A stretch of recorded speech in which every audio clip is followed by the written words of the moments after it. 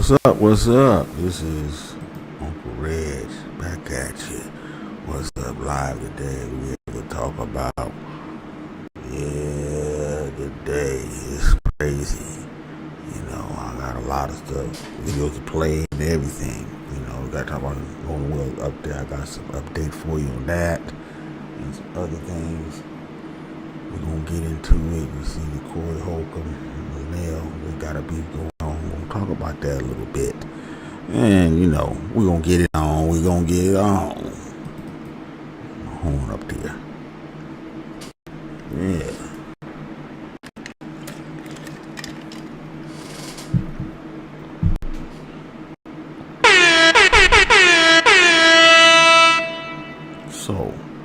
So what's going on, folks? Yeah, so we in the house. So first we got Eric Red. What's up? Appreciate you in the house. Yeah. Appreciate you in the house. Things move a little slow, but there we go.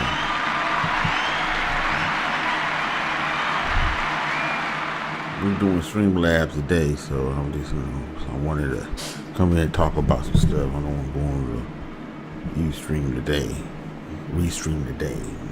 I'll do that later. I'll have to do the double stream, but today I just wanted to stream on this channel. So Yeah, man. Before I get started, support the channel. I appreciate it. This channel was partly monetized, so hit the cash app, beat it, member, or super chat. Give me a super chat. Or hit the goal. You got to go there and hit the poll. I want to know what you think about the poll I created. And we only got one person to vote it. This is, what will the Nolan Wells autopsy reveal about how he died? And I got, he was murdered, he was drowned. We got 100% on that. He was burned, beaten, drowned. It was an accident. So we have the poll. So hit the poll. It's important because this autopsy seems like it's going to be coming through from what I'm hearing. I think the DC, remember they had to transport his body to DC to do the independent autopsy. Apparently they finished, from what I'm hearing. Some people saying they finished there, but they're waiting for the Mississippi medical coroners to put theirs out, what they find, which is a good play. See, would they come out with the same results? But I don't think they even did an autopsy on him.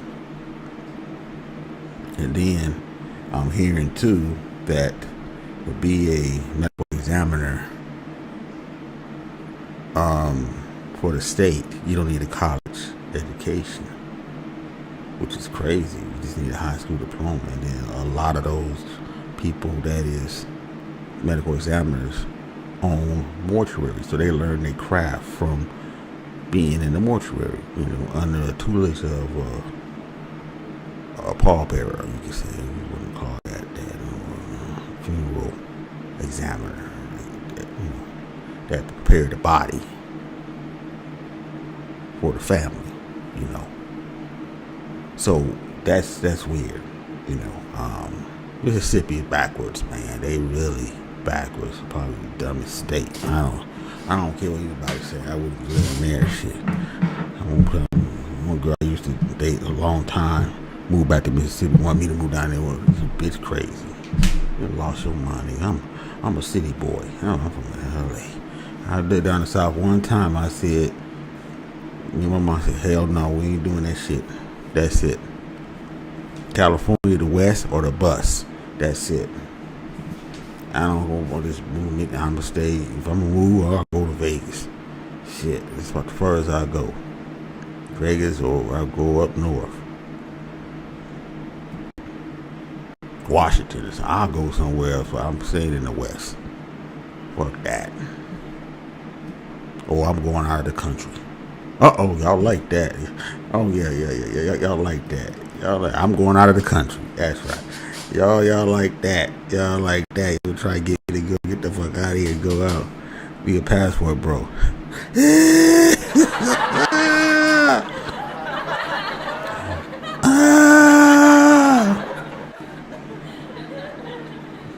Yeah, I go. I move. Yeah, I move right out the country. Oh man. But anyway, man. First thing I want to talk about, man, is Kevin Samuels. I want to talk about his success. Put one little thing there.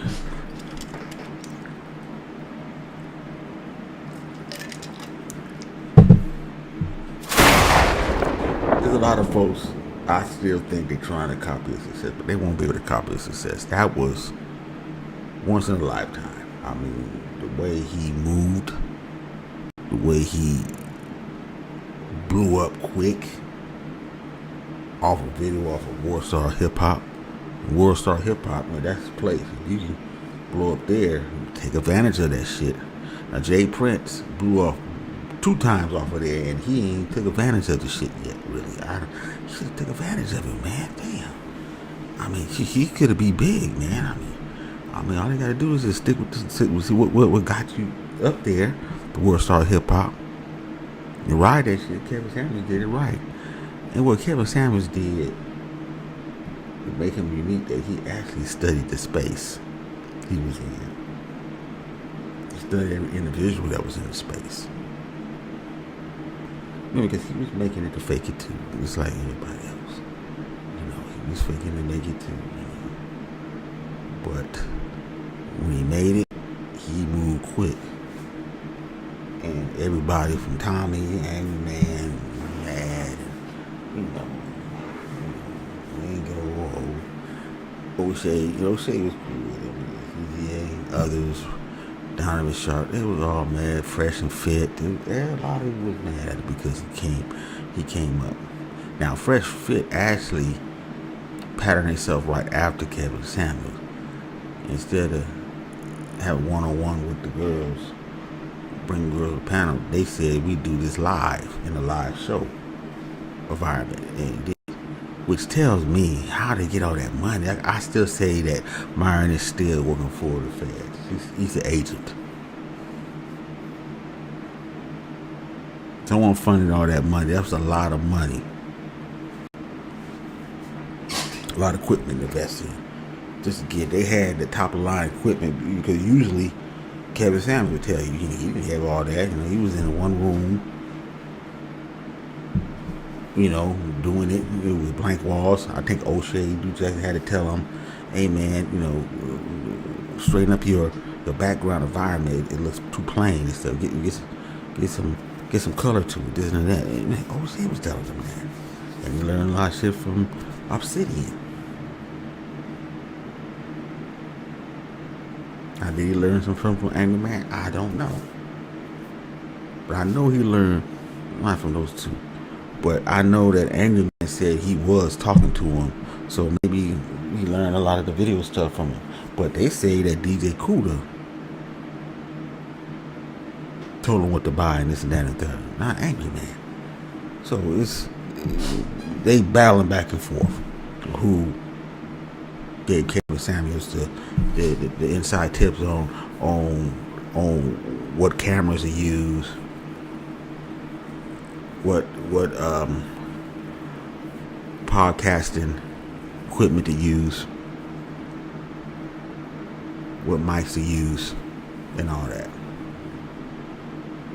But that other stuff that did his environment and stuff, he did himself. But he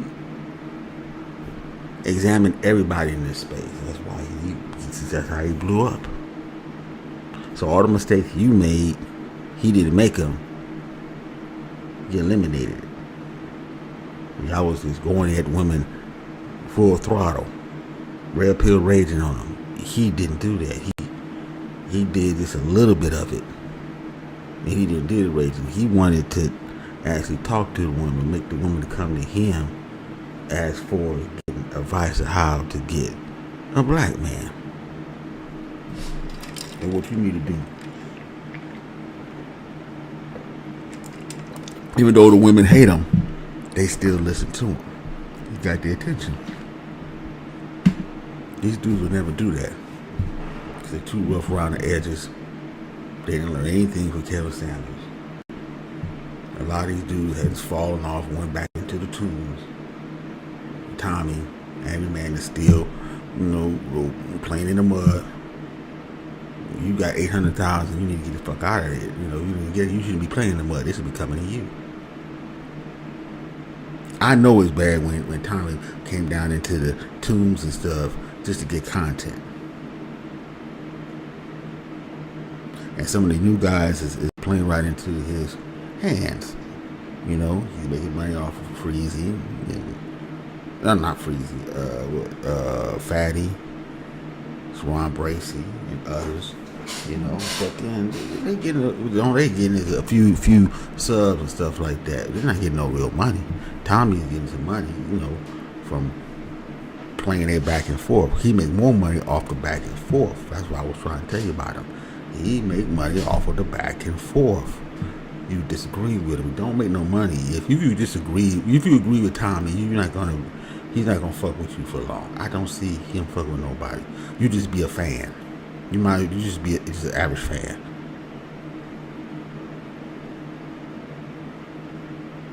When you going at him, that's when he's at his best.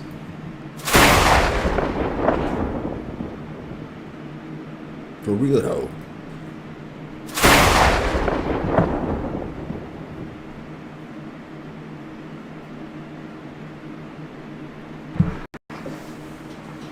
KS, I don't think that would be duplicated because this dude went from what, 50,000 to $1 million within less than a year, basically. When he did that viral video, you average at best. Bam, took off.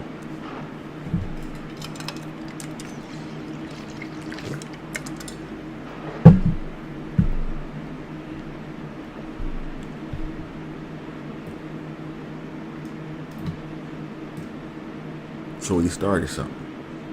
And I don't think it's never going to be duplicated. And I don't think the powers that be want something like Kevin Samuels to be duplicated anyway, because they don't want a whole bunch of Kevin Samuels out here. Because you'd probably end up straightening shit out. Because that was one time when the women actually was listening to what some black man had to say. Instead of saying he was some idiot and this and that and third and he's gay and stuff like that. And, you dusty and shit like that. They was listening to him. Mad or not.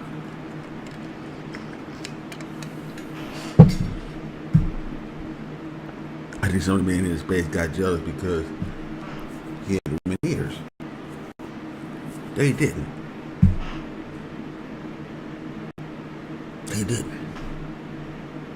D.O.D. What's up? Wrong time. Let me give you a wrench. Yeah. Y'all can support the channel, man. Don't be scared. Shit. You can hit the Cash App. I appreciate it. Super chat. I appreciate it. And give me a like. I got 3 likes. I love people. Give me a like. God damn. I know people say, well, you don't give people likes. Well, I know. I sometimes I do give it a like, but, I watch people's videos. If I'm fucking with you, I'm watching your video all the time. So you getting a view from me almost every time you put something out. That's what people don't understand. But I understand, you want the likes, help the algorithm and stuff like that. I understand. Yeah, I understand.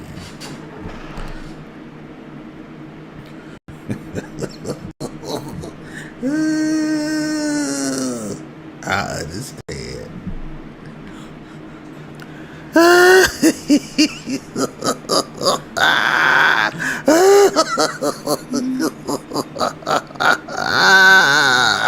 I understand.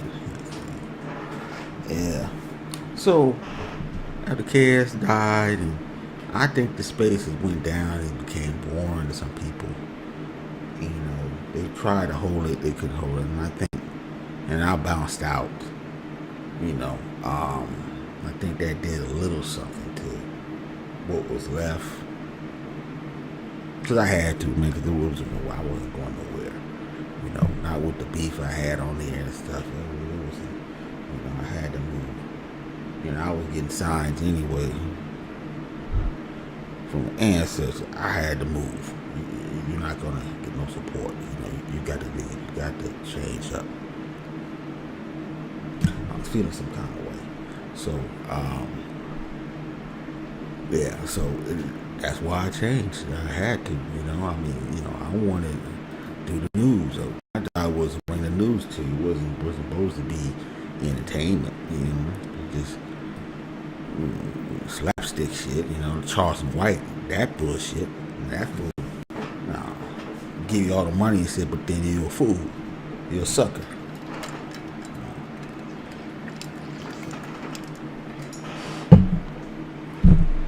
So I'm glad that Charleston White is, is being exposed. Y'all should have got rid of him a long time ago. He's an agent, man. He's an agent. He is. Shout out to Uncle Murder out here. He's exposing them and others. Yeah, that's good. It's about time. And Vlad had him on an interview. Did an interview with him. And he keeps saying that I'm getting all these views. You not making nothing. You barely got 1,000 views. I'm getting 1 million views. No, you ain't get 1 million views, motherfucker, because you don't even have a YouTube channel. Because it got demonetized and terminated by YouTube because he talked too much bullshit. YouTube wasn't gonna let him sit on here and talk all that shit. People, they've been having all kind of lawsuits. No, those people, Vlad, is getting 1 million views off your shit. 20 million views, 50 million views. I got 10 million views, 10 million views when they play my video. No, people playing it, and they giving you some chump change.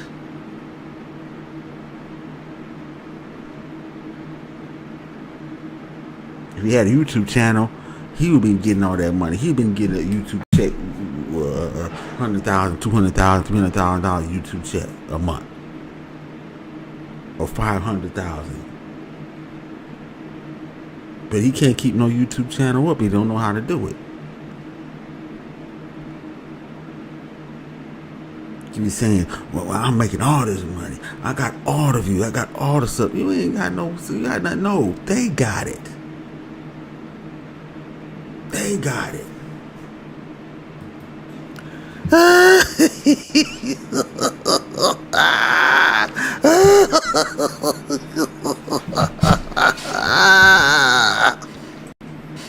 So,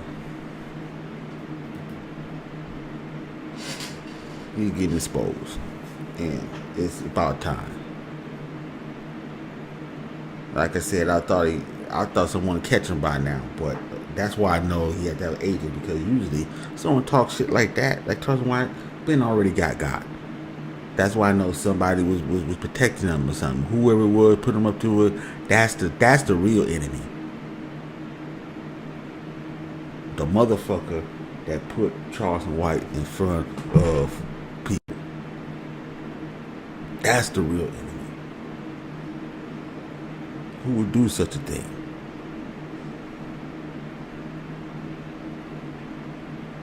And now you know that this nigga up there raping his own cousin and stuff like that, and doing all this shit, doing all this monkey shit. Listen, you a loser. Who is this? Oh, we gotta get him out of here. We're gonna get him out of here. I don't know. You a loser, shit. If I'm a loser and you commented on someone as a loser, that means you're a bigger loser.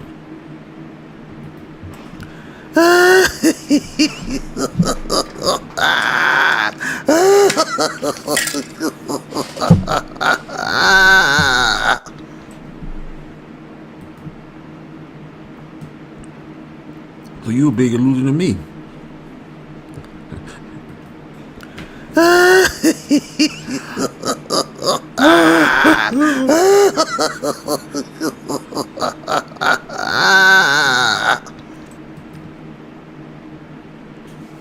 Yeah, man. God damn. Motherfuckers coming over here trying to troll. Anyway, yeah, so Kevin Samuels, that was once in a lifetime situation there. Nobody gonna be able to duplicate that shit. And some of these guys got 800,000, 900,000, 50,000, 200,000. Barely. I'm still getting 200 people in the chat. Some people got 50, and we only can get less than 100. That's crazy.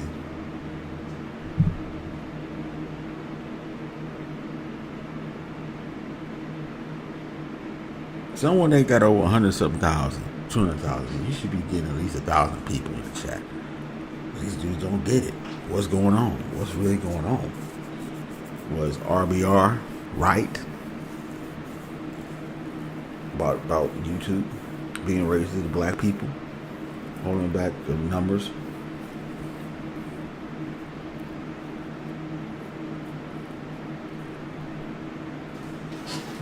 he was.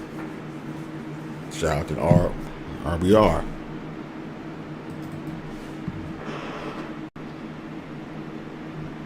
I think he was right. Well, I know YouTube was holding numbers back, man.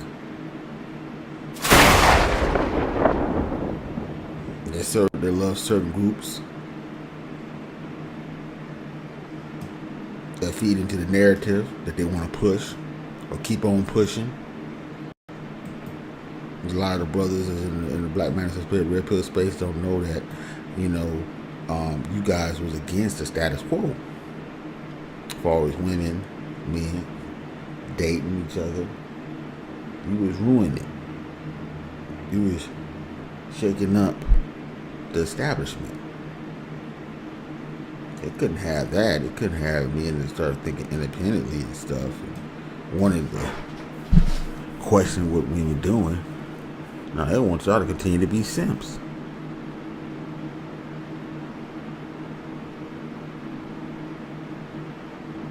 Simps and tricks. And the pimps is another one that wanted you to be. Still, and the players, they still want to be big because they know that you can go to them and get them advice for women. Once you find out that you don't need them, that you don't need them no more, that they got mad. That's why they going down. Nobody talk about the pimp shit no more, really like that.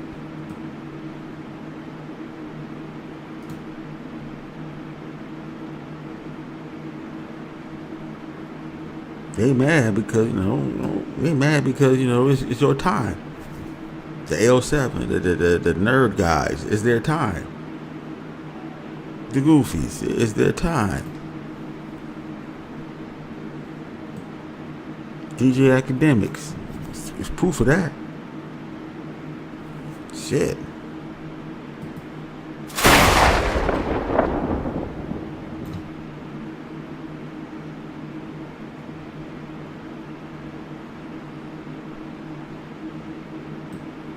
I know 50 Cent feeling some kind of way. This guy here, 50 Cent, supposed to be the one that had the magic stick and stuff like that. Well, apparently, it probably didn't work with her.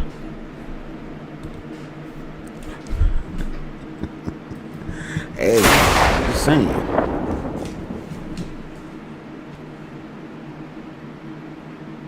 She got with someone that didn't have no goddamn magic stick. He didn't have no stick at all. But he barely had a stick. Turn that broad inside out. And then DJ Academics came along and said, hey, how much? Let's go. Oh, you fine. I got to get it. I got this money right here. Boom, stack it. Look at that. Look how good that 10, 20 grand look, baby. Let's go.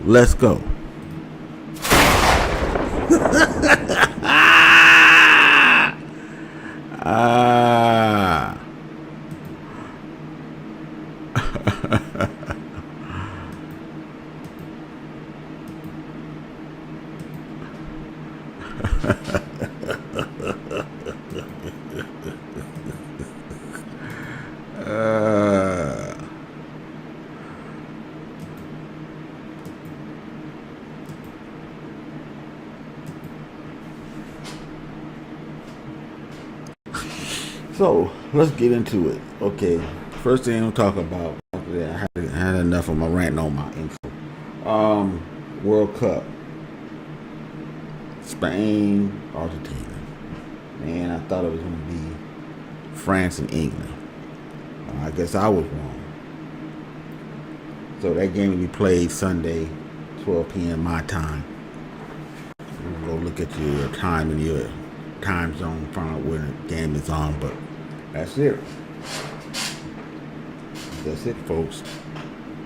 Yeah, I'm not a big soccer fan, but a lot of people are, and I think Messi's on that team, Argentina. So this is the second time they in the World Cup. So we'll see if they win it again or something like that. So yeah, that's it. So the next thing I'm talking about is 100 House Democrats vote to cut off aid to Israel. That's right. They finally buck up against Israel. It was 104, 314, and 10 against. 8 Dems voted against it. 10, was present. And Massey was the only Republican to support the amendment. And then the Senate,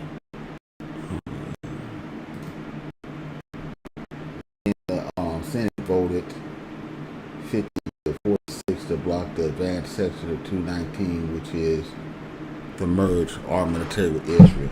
That was blocked in the Senate and then was blocked in the House, receiving a vote on the floor. So that's it. I know people was gonna do that, man. There's no way you was gonna sit there and the United States merge your military with Israel. Why? What are you doing? People started to think now, I'm glad. But Israel almost got away with this shit, man. I know, because of Trump. I don't know what, like I said, I don't know what Israel got on Trump. Really, gotta be big with the Epstein. Whatever the case may be.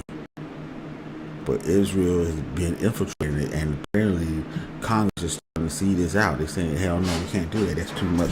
No, we don't merge. What we did, we're gonna merge our military with North Korea. Oh, they'd be up in arms.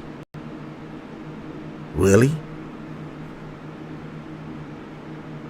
That's a rogue state, man. Israel's a rogue country. I wouldn't do it. But anyway, let's we gonna play this.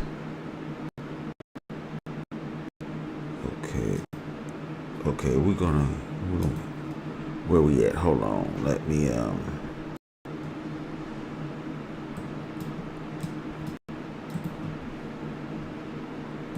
play this video.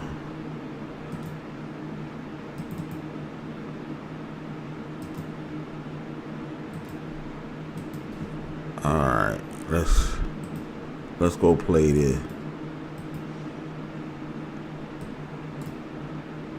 House turned down a measure to stop U.S. aid to Israel, but almost half of the Democrats supported that move. It was the latest and starkest evidence of a major divide over backing Israel within the Democratic Party. The measure would have cut all $3.3 billion in military and humanitarian aid to Israel from a foreign affairs spending bill. It failed by a vote of 104 to 314, with 10 members voting present. Republican Thomas Massey, who sponsored the measure, was the only Republican to support it. On the other side of the aisle, there was a dramatic shift from the past as more Democrats favored the aid cut. Supporters said they... Now, some people that is, you could say pro-Israel, that's in the House, that's on the Hill, they saying this is anti-Semitic and stuff, or more of the Democrats becoming, and the right becoming more anti. No, they just seeing what it is. They seeing the bullshit for what it is. And it all has to do with the involvement of the war. Israel and Iran war. Gaza and Palestine. Gaza, and Lebanon, excuse me. Anyway, let's continue. They needed to show opposition to Israeli military action in Gaza and Lebanon. And even those who opposed the measure said it's time for a major change in the U.S.-Israel relationship. That's right. This is about time. Okay, let me play this. This is the article. Let's play this. 100 House Democrats vote to cut off aid to Israel, showcasing party shift. By Emily Brooks. House Democrats split nearly evenly on a Wednesday amendment to cut off U.S. aid to Israel, showcasing how the contentious issue is reshaping the political dynamics in the party. The amendment, spearheaded by Representative Thomas Massey, Republican from Kentucky, was always presumed to be a doomed show vote, but provided a test for Democrats who have been increasingly under pressure from the activist base over Israel. The amendment failed 104 to 314 to 10, with 103 Democrats voted in favor, 98 Democrats voting against, and 10 voting present. Massey was the only Republican who supported the amendment. Democratic leaders were split on the vote, too, with House Minority Leader Hakeem Jeffires, Democrat from New York, and House Democratic Caucus Chair Pete Aguilar, Democrat from California. Now, see, they took the super PAC money from Israel, APAC. You know, they was gonna, you know, they supported Israel, even though they doing all this horrific stuff over there, the Gaza Strip and Lebanon. Jeez, it's crazy.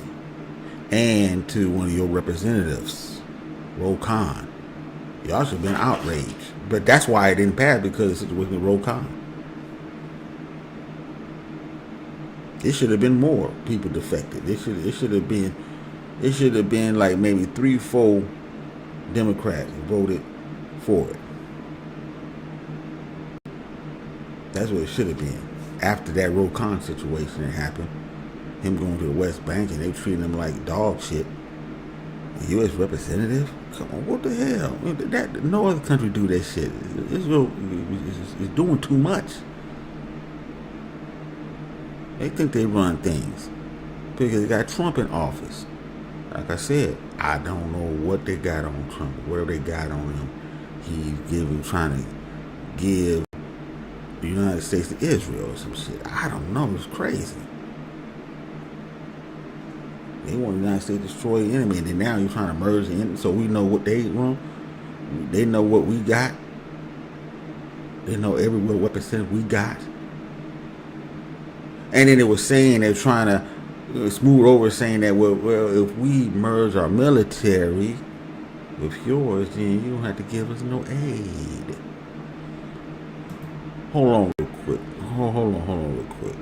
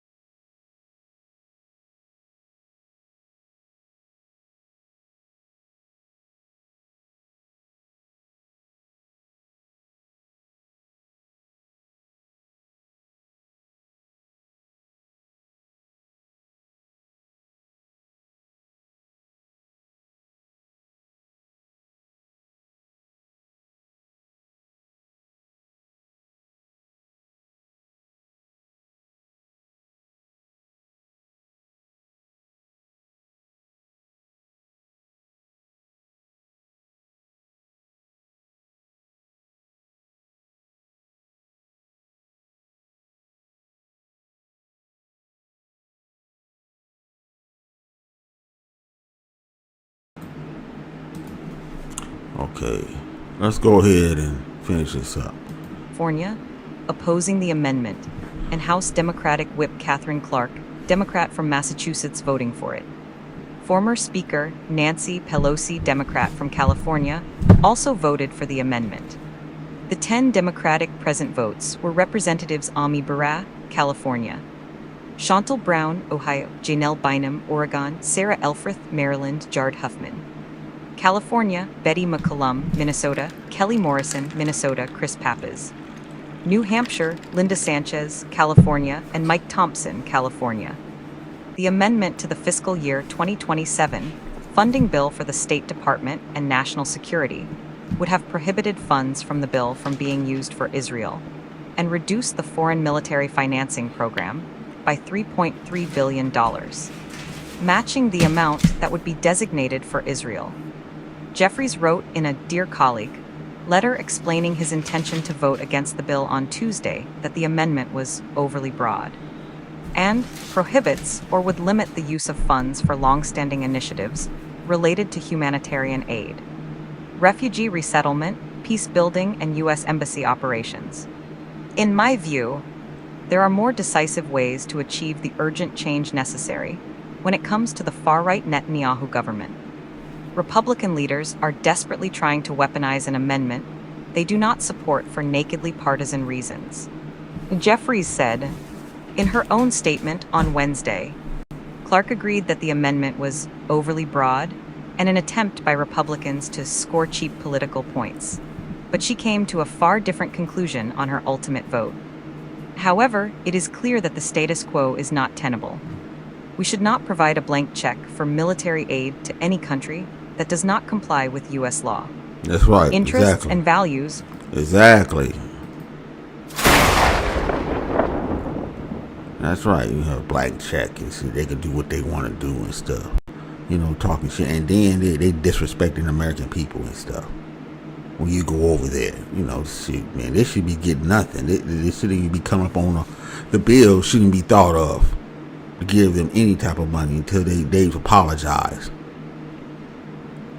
for treating Roll Khan the way they did. As the U.S. representative. That if it was any other country, it'll be chaos, man. It'll be chaos. No, hell no. It's bullshit. You fight your own wars, but we gonna get us in here. If Trump is in trouble, man, I don't see how he's getting out of this. You know, Trump is in trouble. I don't think he said too much about it, but now he's coming on. He's gonna do a speech today, this evening, and we got to see what he have to say. You know, he's gonna talk about the voting thing and stuff. He's more worried about the midterms and stuff. Like, oh man, he didn't be worried about the war. He didn't be about this gas. This gas about to go up, all the way up, all the way up. You know that song, all the way up. It's about to go all the way up. Shit. Swear the homes is closed now. Y'all attacking each other again. And Trump thinking he can bomb his way out. You can't bomb your way out of this situation. It ain't gonna work. Y'all running out of weapons, running out of munitions. You're not gonna be able to bomb. You're not gonna have enough. They saying they running low on interceptor missiles and all that shit, man. Shit. How the hell you gonna be able to hold a blockade? You can't protect the battleships because you low on ammo.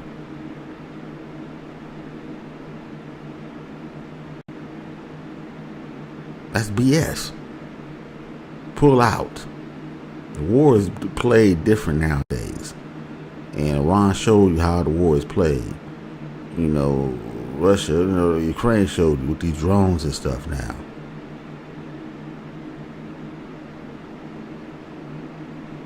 You know, one of your missiles was $10 million when he fired. The other missile will barely cost $50,000. Drone costs less than that, 20,000, maybe 15.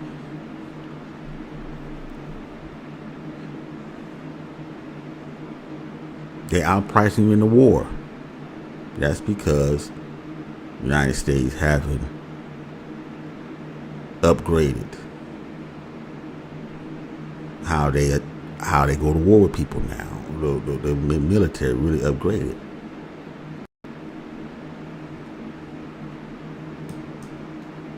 You can't send a whole bunch of troops down there. All they're going to do is send drones down there to attack all the troops. That's what they did in Ukraine. In Russia. War. They killing the troops that's there with the drones and stuff.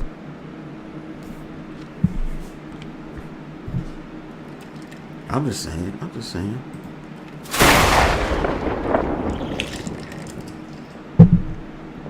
Let's go. Clark said.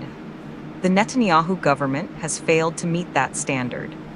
I will be voting yes, not because I agree with the entirety of the amendment, or the GOP's cynical motivations for its consideration, but because I believe we must change course. Pelosi noted in a statement that she has been committed to a strong U.S.-Israel relationship and supportive of a two-state solution, but that the amendment presents an unfortunate choice to the House. For the good of the Israeli people and the Palestinian people, it's clear that U.S. policy must change to attain a just and lasting peace in the Middle East. Pelosi said, the United States must be a force for security and stability. Exactly. The American people are rightly demanding an end to a perpetual cycle of war. That's right. And the Netanyahu government cannot maintain its current course. Therefore, while this amendment is ill-conceived, I vote yes for the message that it sends, Pelosi said. This story was updated 7:06 p.m. Okay, that's it. That's all I want to do on that.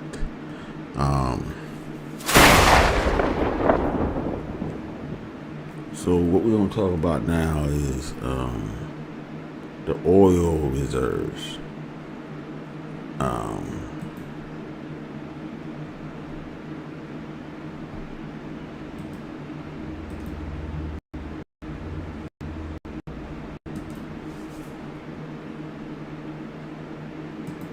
The oil reserves. They say today is the day where we hit that buffer. We hit the floor. Hit the 70 million barrel operational floor, which is roughly 246.5 million barrels of crude available for emergency drawdown. They saying today we both hit it. That's what they say. Because the current level was 316, and it was 70 million to the floor. We can't draw no more out unless it's for emergency. So what Trump is going to do now? You just started a new war, and see, he don't want to say, come out and say that we started a new war and stuff. He just want to hoping that he attacked Israel to the point. I mean, not Israel, Iran, to the point where they'll be begging for agreement. That's not going to happen. Why would somebody do that when you try to kill them? You try to kill all the leaders, which you killed almost all of the first level leaders, and you try to kill the son. You killed his family, killed his brother, and they want agreement.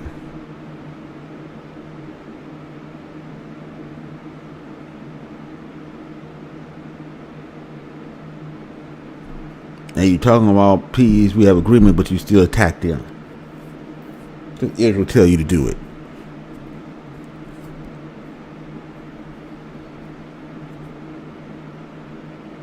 So now we're down. The war took all our reserves out. We at zero, basically. According to people, what people say today is the day where we're at zero, basically. Operational levels, basically.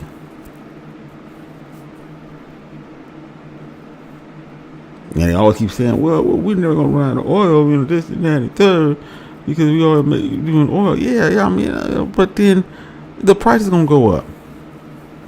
Because all you got to do is have another emergency. What are you going to do then? Remember, the military uses like 1 million barrels of oil a day.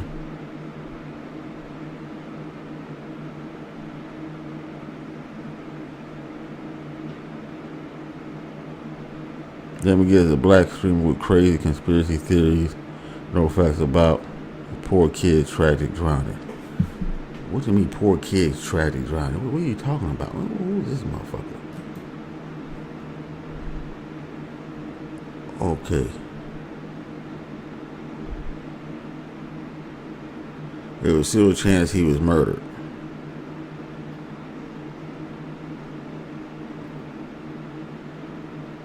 Okay, we're gonna see.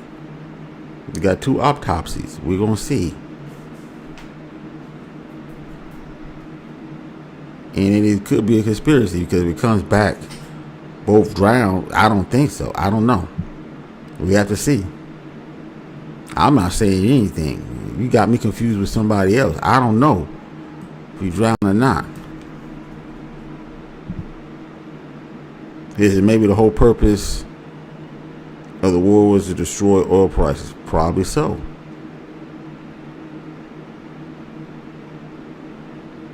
We got to get off of the fossil fuel. This is time. California, we're gonna be driving electric cars way before anybody else, because it's gonna, when it go up this time, we're gonna be paying on an average $6-7. Average $6-7. We're already paying $5 now. Even when it went down, we went down to $4.89 or $4.60, the cheapest. We're $4.89 now. Back at $4.89. So we've been paying $5 here. Some people out further out in remote places paying $6 to $8 by the most part. So we're gonna be paying on the average $7-8 this time. Some place $10.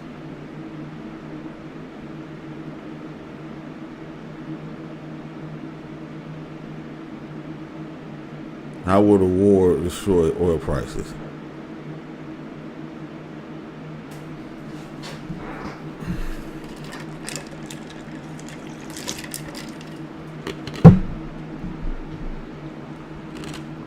But hit the poll. So right now we have what? He was murdered 55%. He was drowned 27%. He was burned, beaten, drowned 9%. It was an accident 9%. See, y'all gonna see what we feel like in California. When y'all average prices out there, wherever you guys are at, it's $5 fucking $6. Y'all gonna be losing y'all mind, man. You're gonna want to go to war. I see it. Y'all gonna want to go to war.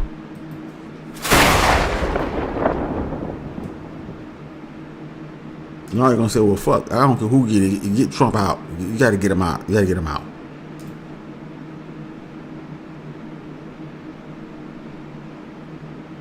Because of initiatives in California, oil initiatives and all that, all the stuff that we gotta deal with, we've been paying high for a while. So we're somewhat used to the 4 and the 5. But ain't nobody using no goddamn 6, 7, 8, 9, 10.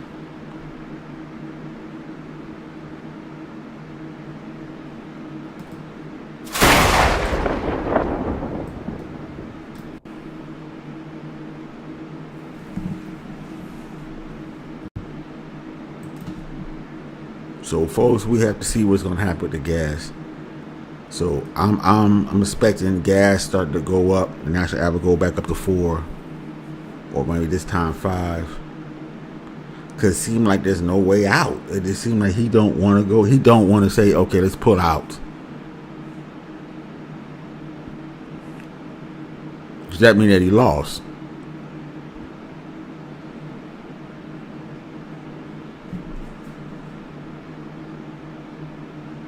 But we got to see what he's going to say tonight. Trump is going to give a press conference or a press meeting or whatever.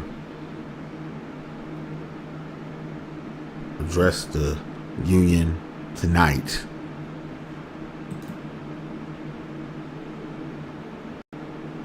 And we got to see.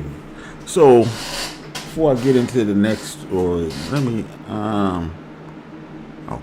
I'm gonna get into the Nolan Wells. Let me get this out of the way. Now we got some update on him. Apparently,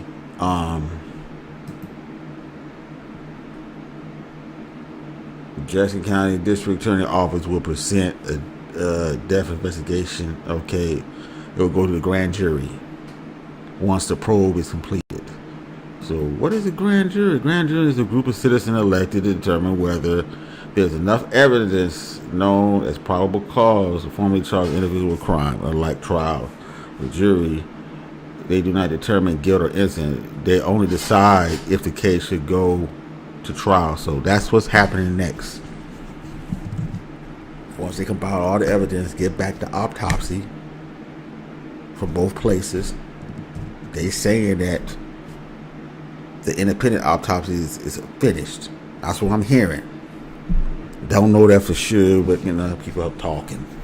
And they waiting on the state autopsy.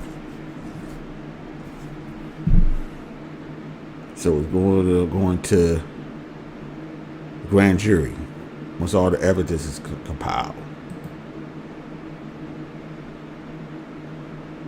So nobody has been charged. Nobody has been indicted. But everybody lawyered up.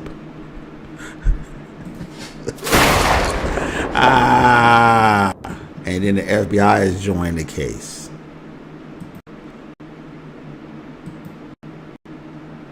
On the 13th and 14th. And then the FBI is supposed to are active in spearheading the forensic examination of digital evidence, phone diagnostics. The federal team is collaborating with independent expert on a joint probe of Nolan Wells' cell phone to check for potential data tampering.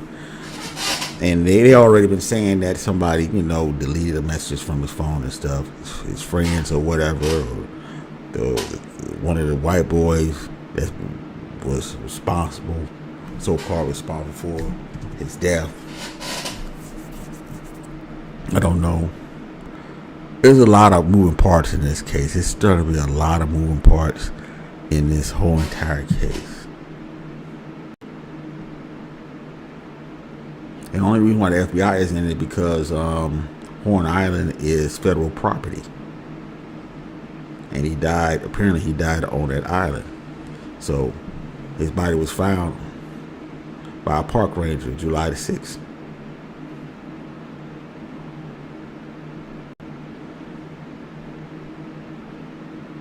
And they said that the FBI already interviewed roughly 60 witnesses. Official ruling remained on hold while authorities wait for final results of autopsy toxicology reports.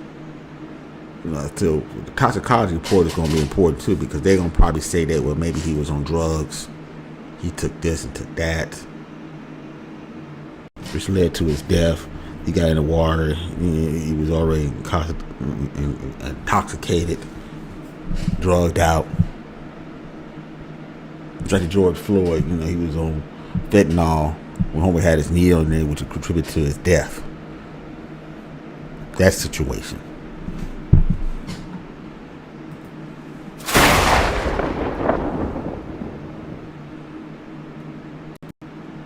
Let me see what y'all saying. Okay, it's very unfortunate a young man had to lose his life. Hold on real quick.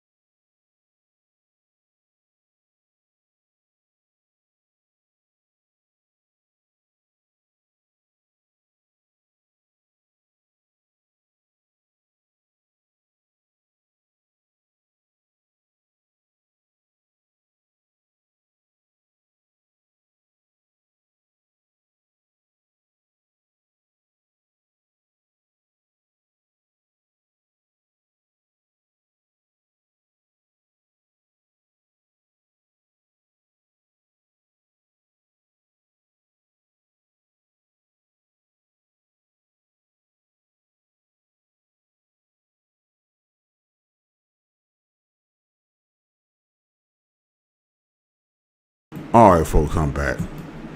Let's see where I was at. Let's see what it was. Oh yeah. Let's go over here and play this video.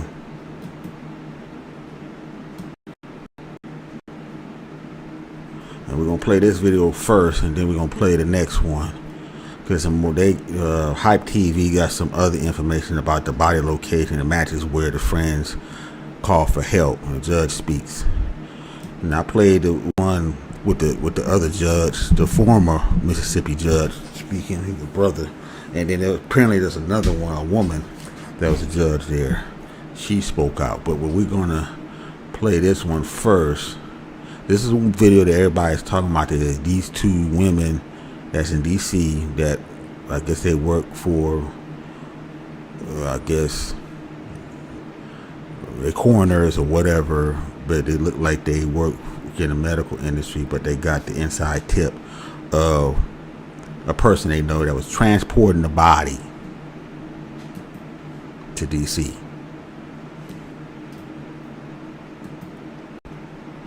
And this is the video everybody playing around, and they said they were just talking about what their friend told them what happened to Nolan Wells' body.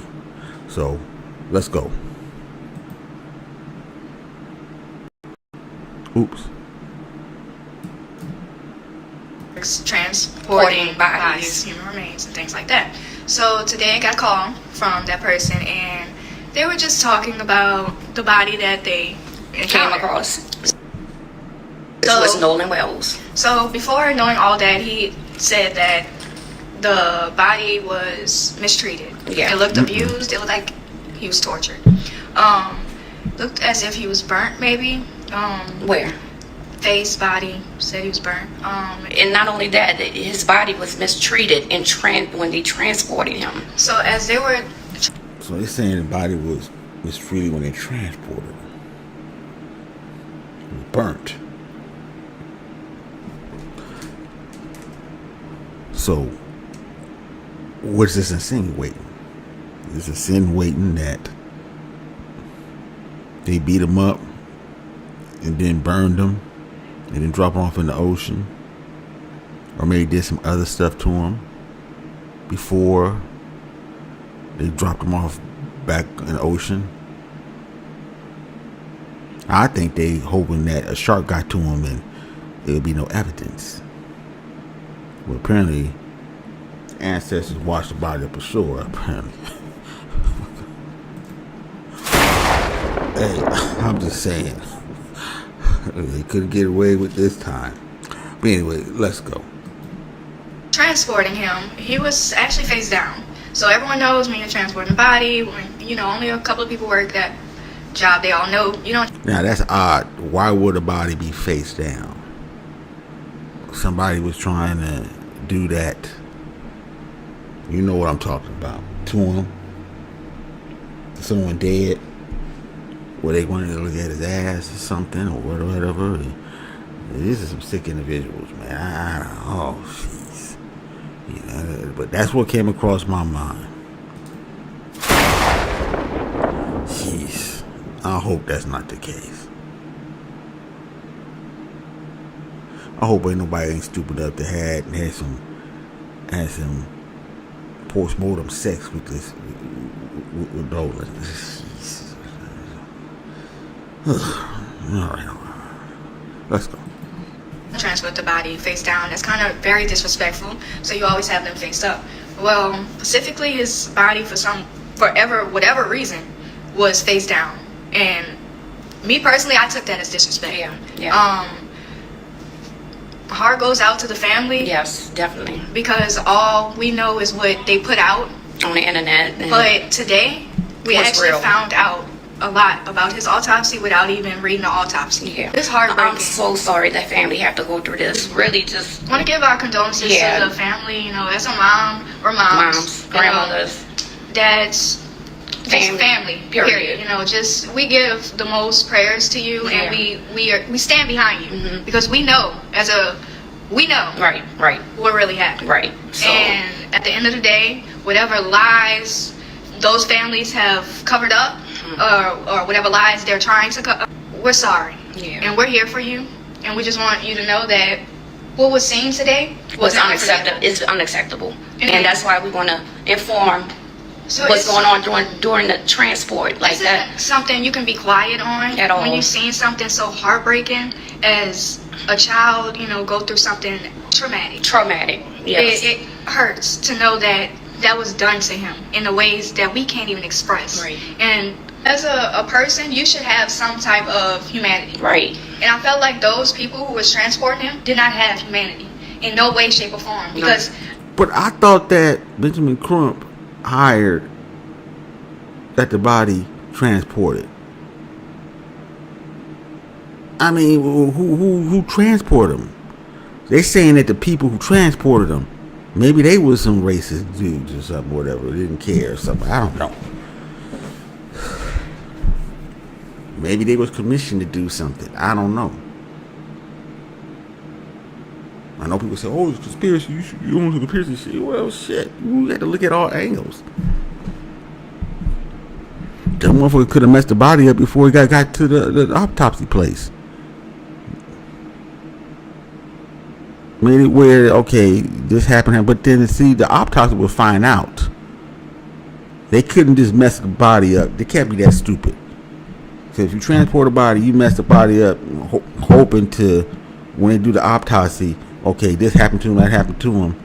They gonna find out through the autopsy, okay, these wounds just happened, in the last couple of days. So and so and so and so. You know what I'm saying? So that premise isn't gonna fly. But anyway, this is crazy. But anyway, I'm gonna play it over again if you hear it. if I can feel the way I feel about the situation, just listening to what happened, you also can listen to what happened. I mean, hear it again. To this child. Right. Because at the end of the day, that is a child that you did that to. Right. So this child needs justice. Justice. Because Justice we're not going to sleep until he gets it. At all. And I heard the feds are in Mississippi right now. So justice for Nolan Wells. No matter what. Our heart goes out to his mom, His family, everybody. And just know, families, we're coming for you. Yeah. Okay. All right, so we want to talk about Nolan Wells today. All right, here we go. Again. So today, we actually know someone that works transporting bodies, human remains, and things like that. So today I got a call from that person, and they were just talking about the body that they Came across. This was Nolan Wells. So before knowing all that, he said that the body was mistreated. Yeah. It looked abused. Like I said, this is all unverified right now, folks, but I don't know. We have to see. Now, there could be someone making something up. Benjamin Crump that size making shit up, but why would they go to the full extent to do this? To make shit up. They're gonna get found out. Sooner or later, they're gonna get found out, excuse me. I'm just saying. But anyway, let's continue. It looked like he was tortured. Looked as if he was burnt, maybe. Where? Face, body, said he was burnt. And not only that, his body was mistreated when they transported him. So as they were transporting him, he was actually face down. So everyone knows when you're transporting a body, only a couple of people work that job. They all know you don't transport the body face down. That's kind of very disrespectful. So you always have them face up. Well, specifically his body whatever reason was face down. And me personally, I took that as disrespect. Yeah. Heart goes out to the family. Yes, definitely. Because all we know is what they put out on the internet. But today, we actually found out a lot about his autopsy without even reading the autopsy. Yeah. It's heartbreaking. I'm so sorry that family have to go through this. Really just want to give our condolences to the family, as a mom or moms, grandmothers, dads, family, period. Just we give the most prayers to you, and we stand behind you because we know right what really happened. Right. So. And at the end of the day, whatever lies those families have covered up, or whatever lies they're trying to cover, we're sorry. Yeah. And we're here for you. And we just want you to know that what was seen today was unacceptable. It's unacceptable. And that's why we want to inform So what's it's- going on during the transport like This that. isn't something you can be quiet on At all. when you've seen something so heartbreaking as a child, go through something traumatic. Traumatic. Yes. You said making up stuff. I don't know. Why would these little girls come on here to make some shit up unless they was paid money? That's crazy. You're going to lose your job and shit, off of that, If they working in the medical industry, they ain't got no job right now. And that person who was transporting the body, who told him something, then he ain't got no job either. Him or her ain't got no job either. It looked like it's a he. I'm going to assume that it was a he. I'm just saying. Gotta look at all different angles of this. Let's go. Like I said, there's a lot of moving parts in this case, and it haven't even started yet, man. Jeez. Hurts to know that was done to him in the ways that we can't even express. Right. And as a person, you should have some type of humanity. Right. And I felt like those people who was transporting him did not have humanity in no way, shape, or form. Because if I can feel the way I feel about the situation, just listening to what happened, you also can listen to what happened to this child. Right. Because at the end of the day, that is a child that you did that to. Right.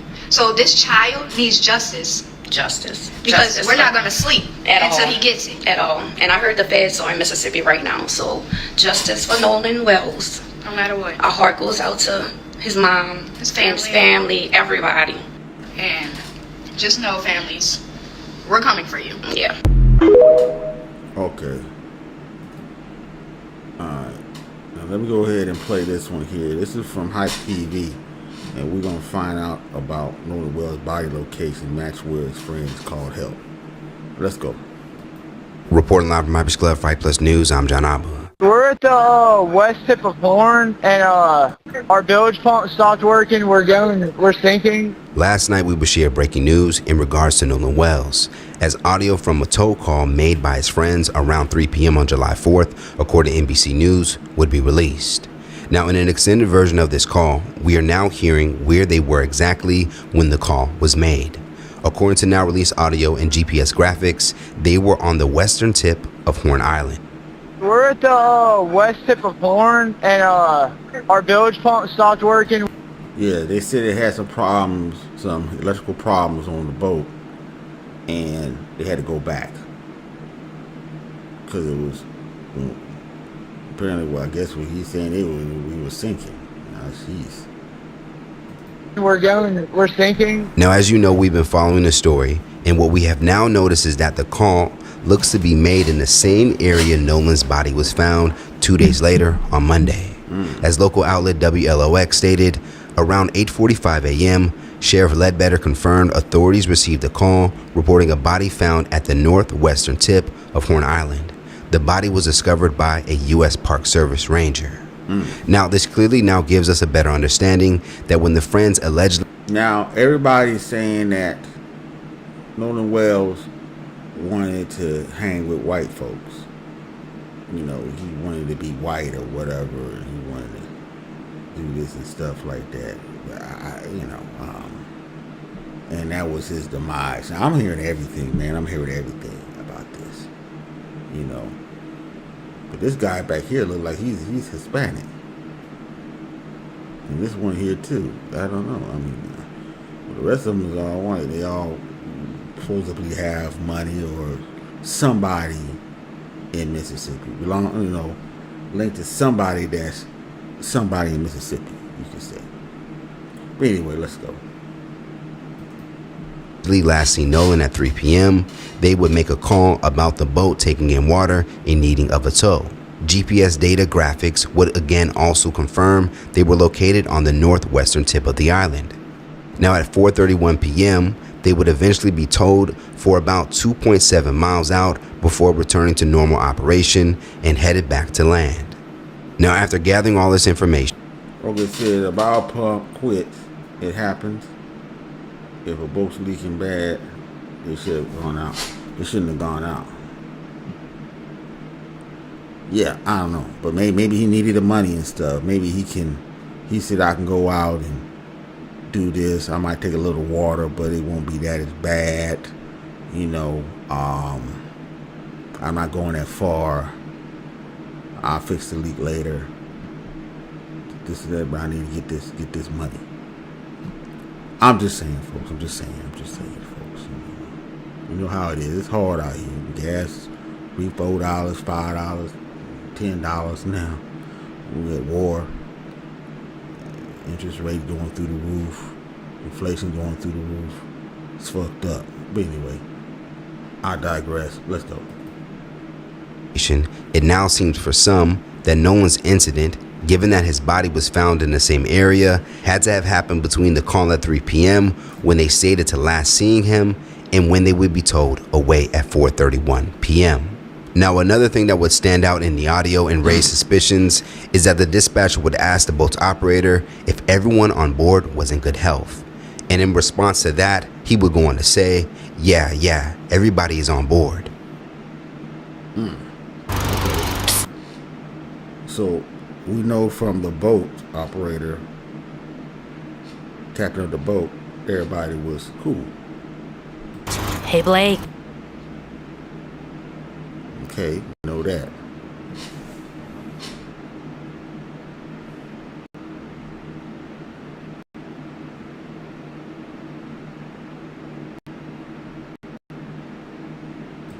Can y'all please come? And is everybody on board in good health otherwise? Yeah, everybody's on board. Now, what is hard to understand for some is if they waited for a tow to help them leave the island, why did they continue having no contact with Nolan, given that they were all friends and this towing incident seemed like an emergency? Also, according to the released GPS graphics, it does not appear that the boat was too far out for them to see or be near the shoreline. Again, this would happen as they reportedly had Nolan's phone on the boat, and that Nolan allegedly wanted to stay back to speak with a girl he just met. Now, on Wednesday, Nolan's family representatives would speak to the Mississippi DA to hear the latest.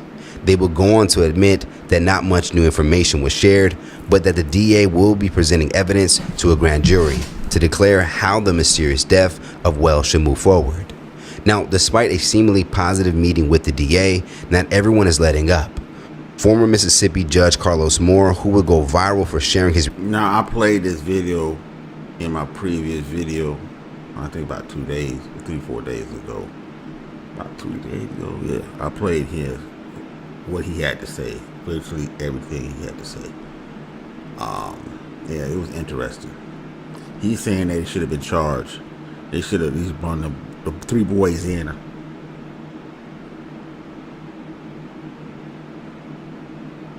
They should have brought them in, not charged them, but brought them in. Brought them in, you know, charged them for something, you know, whatever. It should have been charged by now. Somebody should have been in jail, he said. Because if it was the other way around, surely somebody else, it would have been somebody in jail. You know what I'm talking about. The foot was on another shoe.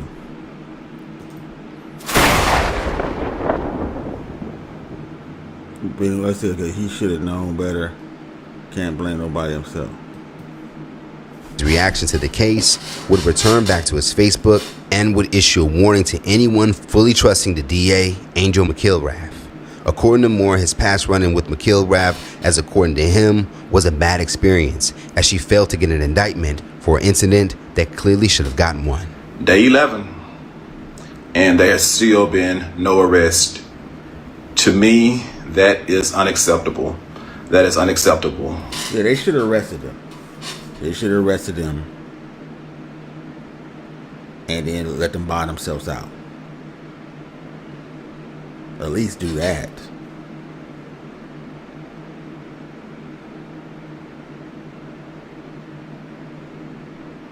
Now, right now, I know the FBI is joining the investigation, but what if these kids run? What if these kids all of a sudden the kids drop out and run?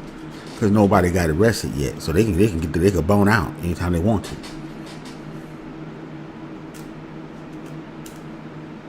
And then we'll know that they had something to do with it. But that haven't happened yet, so I'm just speculating a little bit. That's all. Anyway, let's go. because we know on day one, had there been 3 young black men to return to the mainland from an island and 1 white young man left there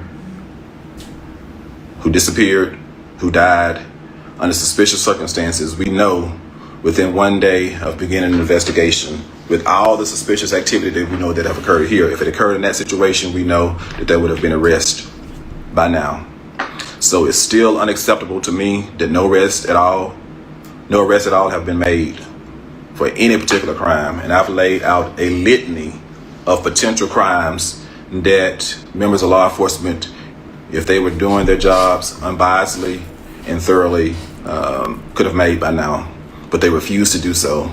The family has been calling for transparency all this time, so I don't know why you would keep them in the dark last week that you were doing an investigation when somebody who knows how it's done calls you out on Sunday night, early one Monday morning, you decide to tell everybody that you're doing an investigation.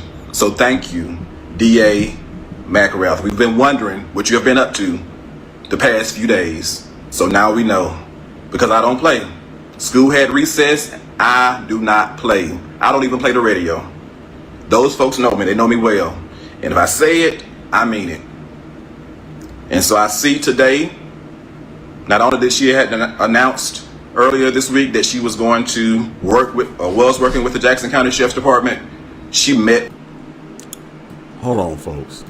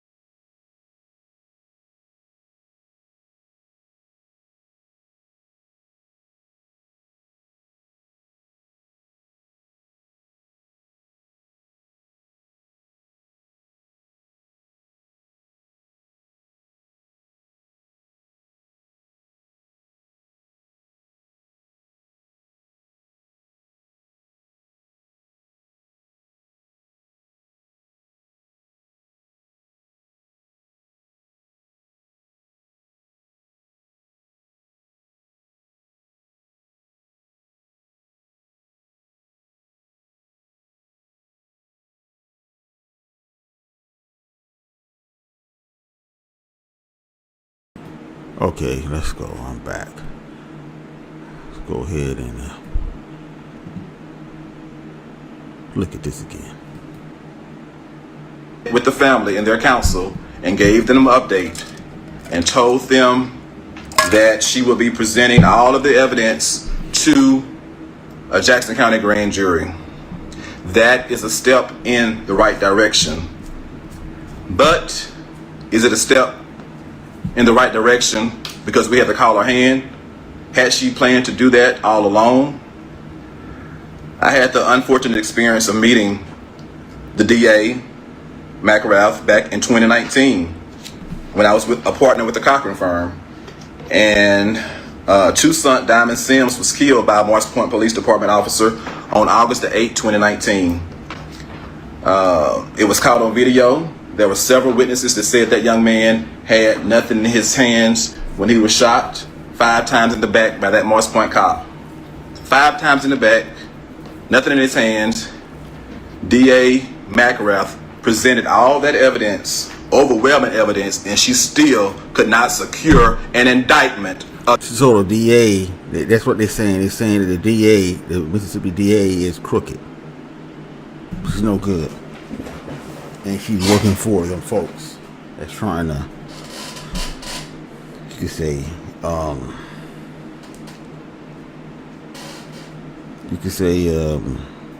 what? Derail the case or prove that nothing happened. It was his fault. I'm just saying. But anyway, let's go. That officer in Jackson County. So before everybody goes and starts singing her praises, let's make sure she's not going to do another sham presentation to the grand jury.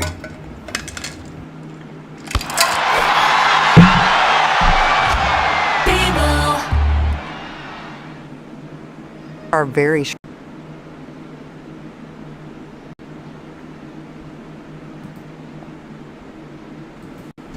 And we know that you can present things to various grand juries until you get an indictment.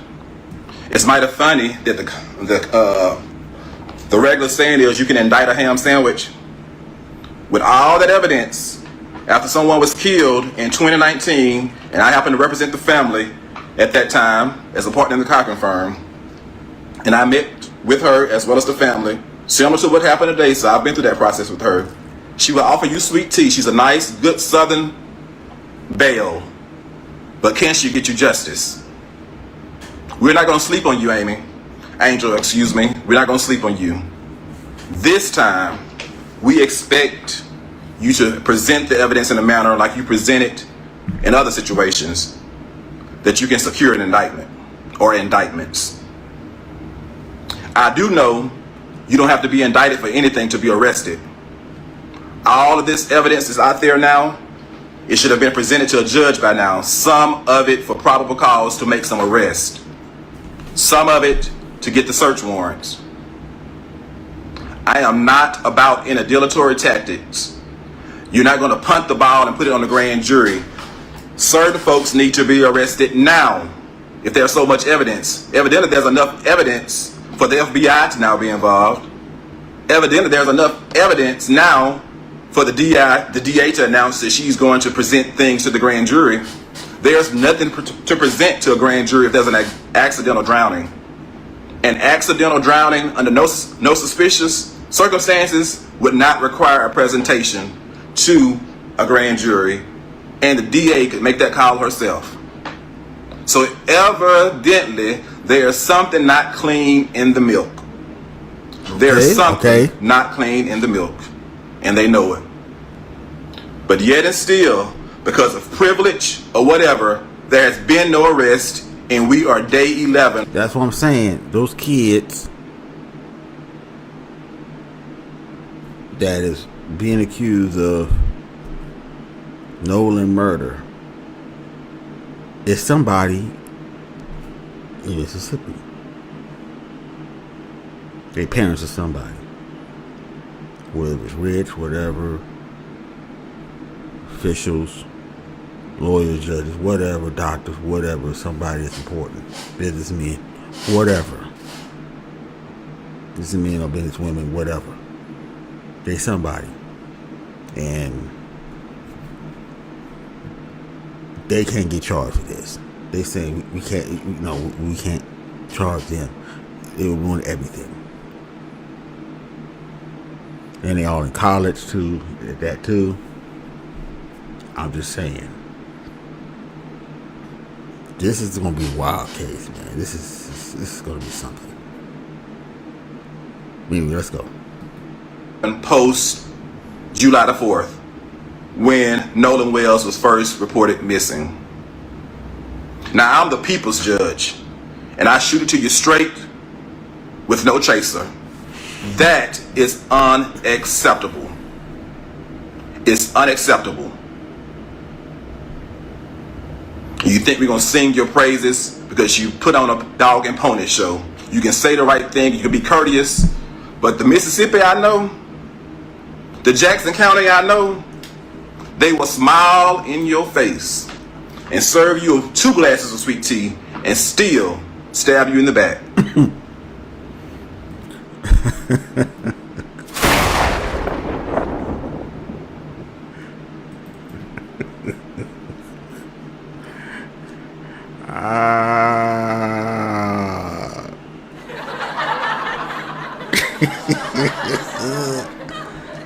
Stab you back after they serve you sweet tea. All right, folks, man. Let's continue. I can talk about them because that's where I'm from. Now, the fact that this has even escalated to be presented to a grand jury would also hint to more that a simple drowning must not have taken place. Let's talk about it more in the comments below. Now that we're identifying that the call to get towed matches the same location where Nolan's body was found 2 days later, is this a major break in the case? And does this change your theory as to what happened to Nolan that day? Reporting live from Hypers Club, Fright Plus News, I'm John Appa. So, what happened, folks? Let me go back over here. Did the captain of the boat have something to do with the murder? Assisted the kids in disposing the body? This is interesting. We know the FBI is gonna find what's going on. It's just a matter of time.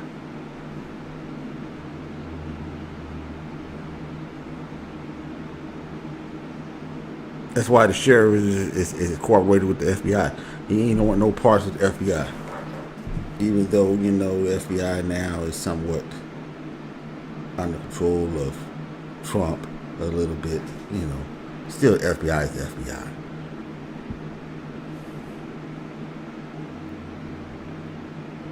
Well, at least they got their man in.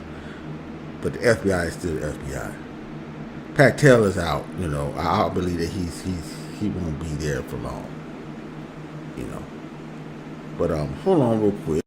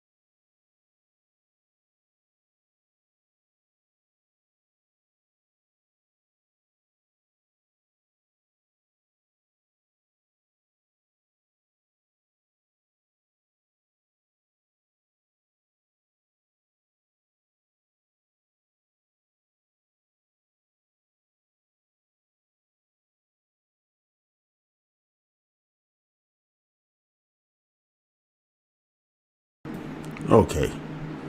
So, folks, hey, we have to see any other updates. I'll do a video and return again tomorrow.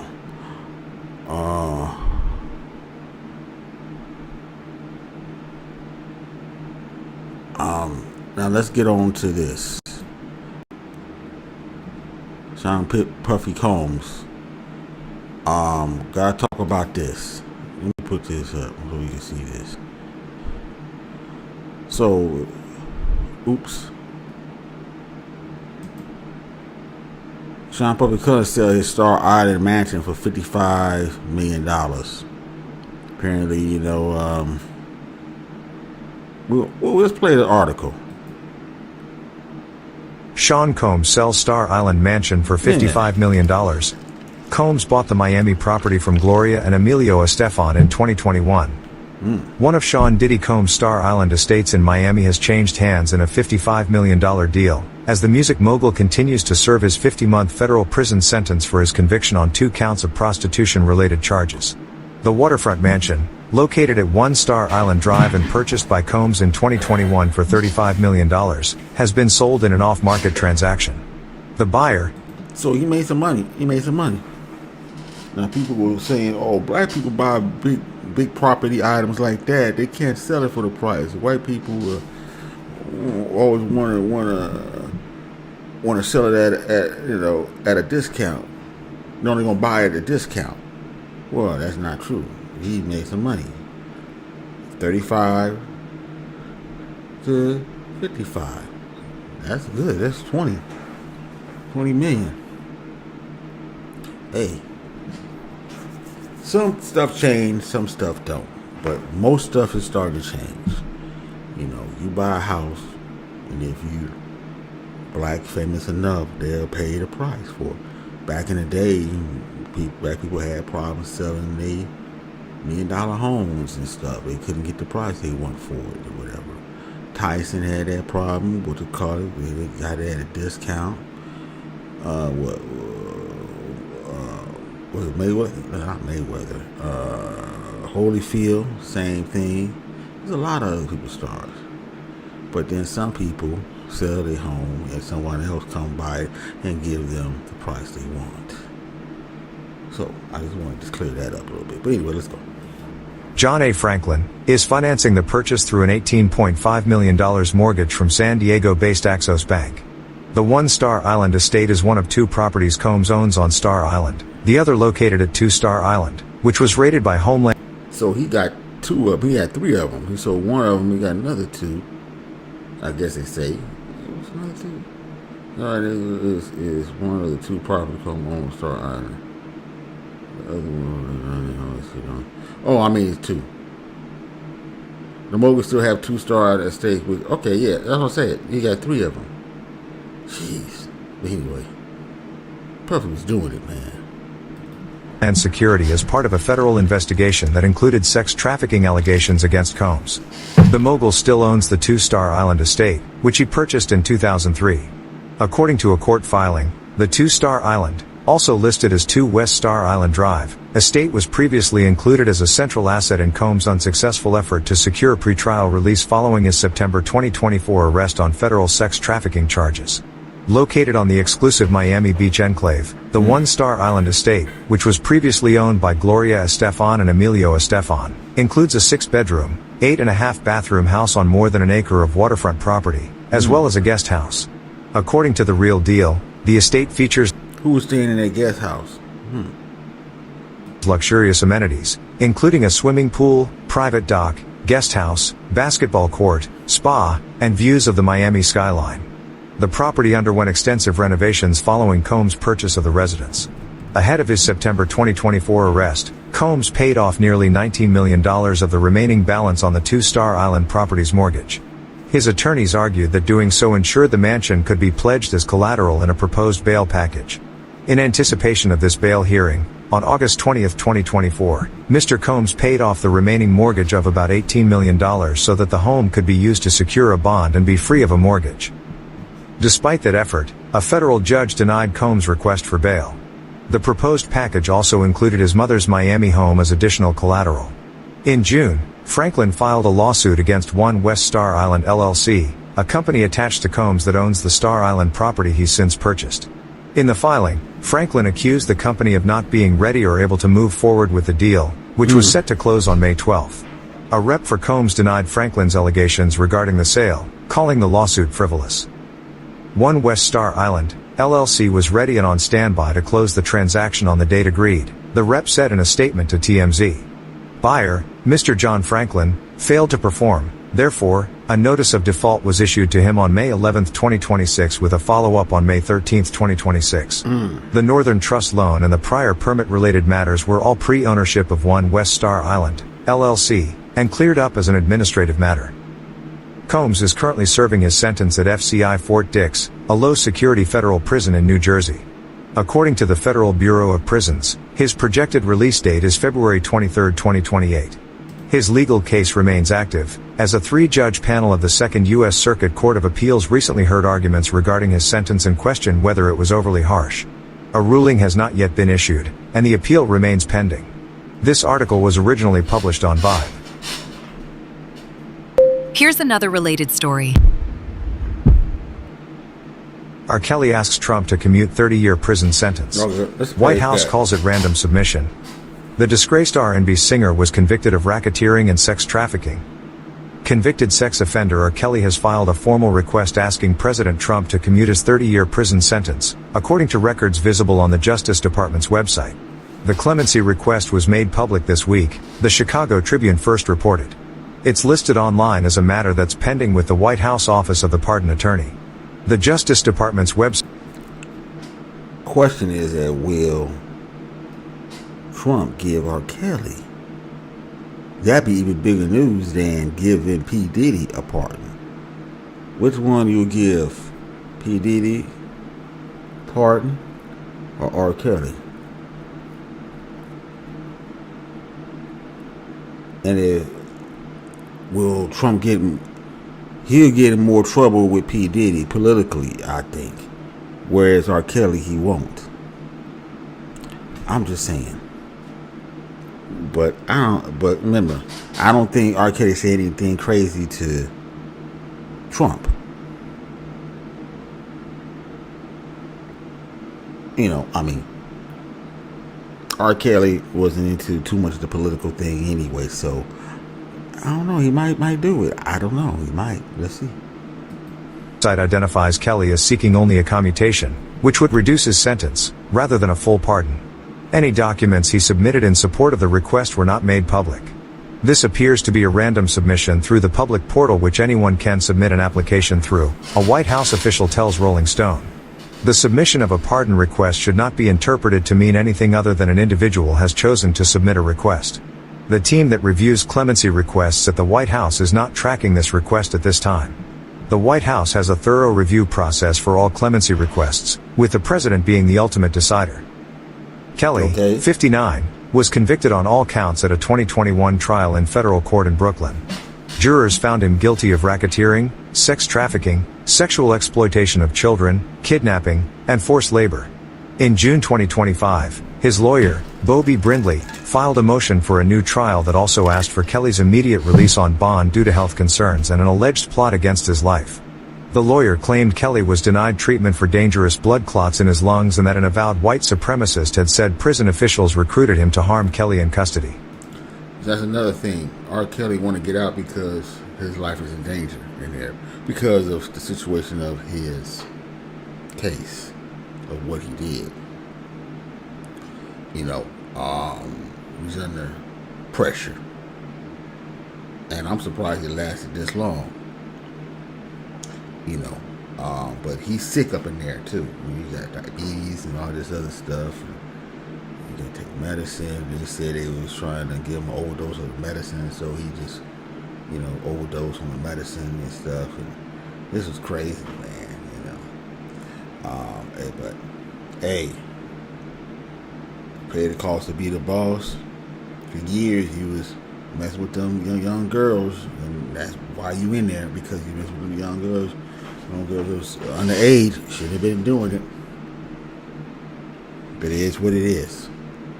But we have to see if Trump let him out.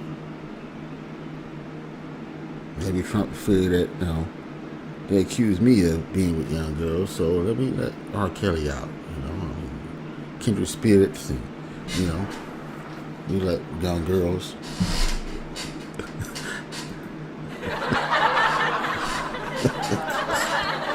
Okay, all right.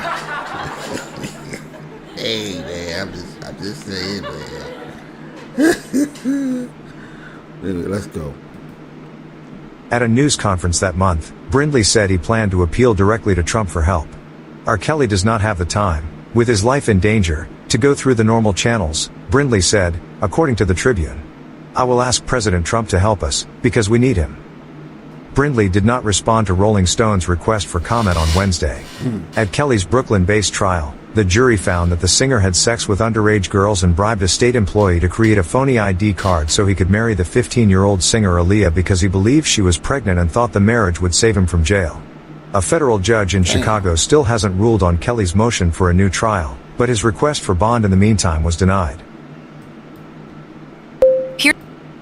All right, okay. So now we have to go over to this. This is a wild story here, man. This is a wild story. Apparently, the White House teleprompter was making bets on Trump's speeches. What app was he going through? I want to know what app was he going through.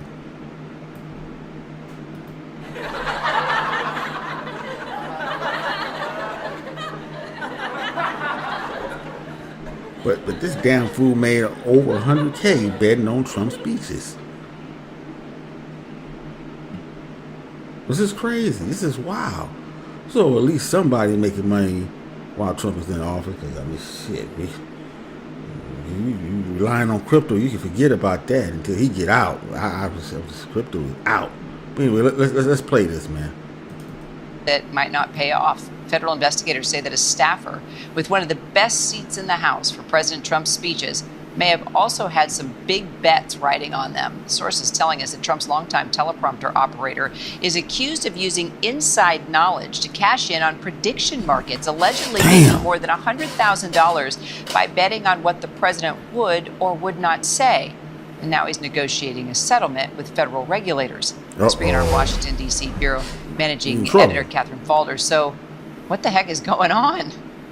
Right. Good question. Our reporting is that according to our sources, one of Trump's teleprompter operators, his main one, if you will, Gabriel Perez, has been found by federal regulators to have been betting on some of Trump's speeches. Over a 3-month period, we're told by sources that he bet on more than a dozen Trump speeches, including the one you see right there, the State of the Union speech. And while betting on those speeches, he made more than $100,000. Now, Kira, the way that he did this is he bet on Kalshi, the prediction market website, and you can go into what's called the mentions, if you will. So if you were to bet on it, you go to mentions, and then it would say... Okay, now we know it was Kalshi. He went through Kalshi. So this is going to promote Kalshi. Shit. But see, he working for Trump. He shouldn't be doing that. They consider that like more like on the lines of inside trading and stuff, betting, illegal betting, basically. So he got hit, but he's making money. It's Trump going to mention in his State of the Union speech. It will list a number of words, and you could bet yes or no. Well, the person who knows that better than anybody is the person who is operating the teleprompter, the person who is closest to his words before he says them. Now, what's striking about this, according to our sources, who have told us what investigators have found, is that not only would he place these bets before the speeches, but he would actually bet out of these, if you will, while the speech was going on. So, for example, if the prompter operator saw that Trump may have skipped a section in the speech, or that he was deviating from his remarks, and Perez were to place a yes bet on a word that he may have said in the part that he was jumping over, while that was going on, then he would trade out of that bet, if you will, change it to no, which is a remarkable finding, at least from investigators here. Now, what we're reporting also is that the Department of Justice was notified by the CFTC, the regulator that oversees this. There was a referral. The Department of Justice at the time declined to prosecute this, declined to bring a case on this. It's unclear exactly why, but that step at least happened along in the process as this investigation unfolded over the past. Because Trump probably said no. I don't think Trump cared about that. Trump probably said, yeah, that's good. Shit, can I get some? Or probably, so Trump said, you got to give me some money. I don't know. This is wild, man. Past few months. But this is kind of shit that's going on in the Trump administration. All right. Well, it'll be interesting to see what happens as we follow the case, and so especially creates a whole conversation about insider trading on these prediction markets. All right. That's what it is. Insider trading. Trump don't care about that. I don't know nothing's going to happen to this homie.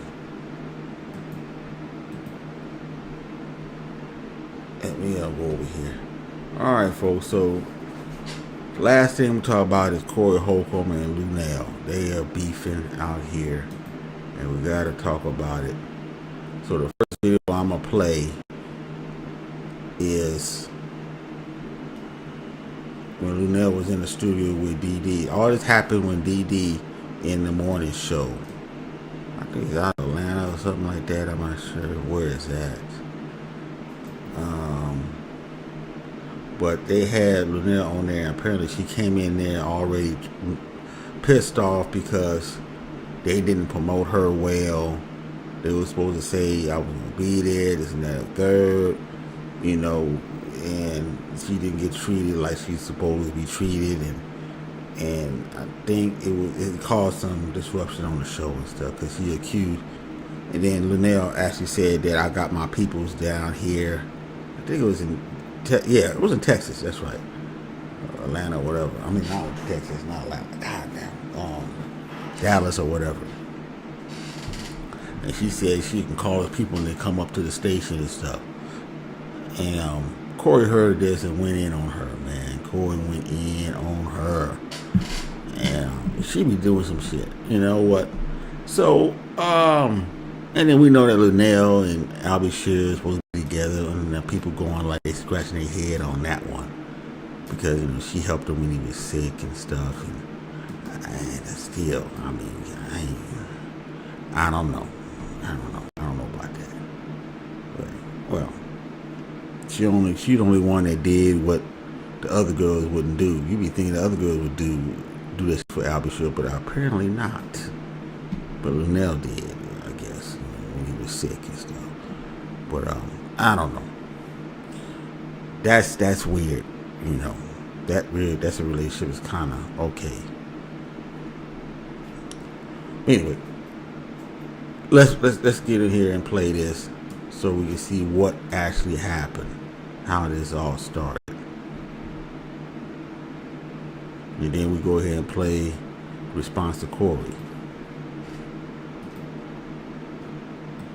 Eternity. It's crazy to me when they all be coming in here. You got another one. They the new laughter. Okay. This woman's going to be at the Arlington Improv all weekend long. Please clap it up for comedian Luenell. All right. Good morning. Good morning. Look at Luenell coming in here looking good. Shine. Yeah, you know what?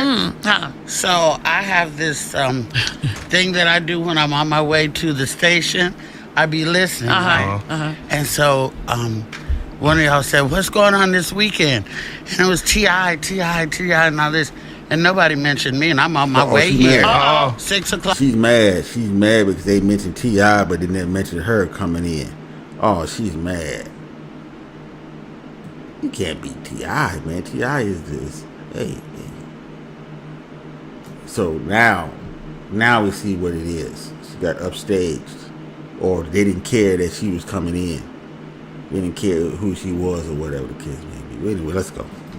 O'clock in the morning. No. T.I.'s not down there. Okay. I'm on my way here. You know what? You're right. You guys didn't even mention me. Okay. Sure. Well, probably because you know why? Probably because what? You getting ready to take over the whole hour. Yeah. That's what we don't you need say. We don't need no one mention. No, but why wouldn't you have said that I'm here? I'm on my way here. Yeah. It's 6 o'clock in the morning, 3 o'clock in my body from the West Coast. Yo. I'm the one who came and sitting in the traffic. You think I wasn't listening before I got here? Oh, I don't know. Why would you guys not mention that I'm in town? and on my way here. I feel like it would be a better conversation if we had it with you, though. Is that what you feel? Yeah. So does this feel better? Yes. It doesn't now. It don't. Right, it doesn't Yeah, now. it don't now, but it I could had a have. whole new, different attitude. Yeah. Until I listened to y'all say, they said, what's going on this weekend? Sure. And nobody said, well, you know, Luenell's on her way here. Yeah. And she's Sure. going on this weekend. Yeah, you know, So I what? didn't We even do apologize for that. Luenell, we apologize for I'll that. accept your apology, but it sucks. I know it does, but guess what else is getting ready to go down? So we're going to do this interview right here with you, and it's going to play here in Dallas. And And then nobody said your bra strap showing Luenell and nothing. Yeah, I was about to say mine this, is. bro. I didn't know. You know, Y'all just don't care, huh? So, but let me just say this. Damn, We will definitely.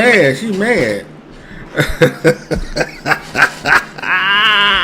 She mad because she is used to people saying, "Hey, you can fix your ball strap, this and that,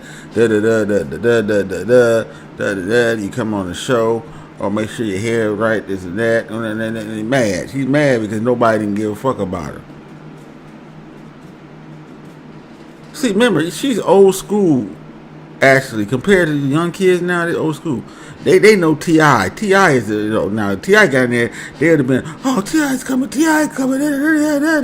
She want to get the same pub as T.I. You can't. There's no way.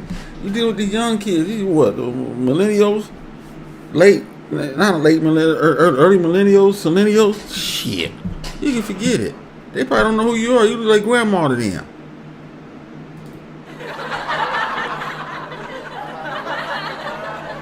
For real though.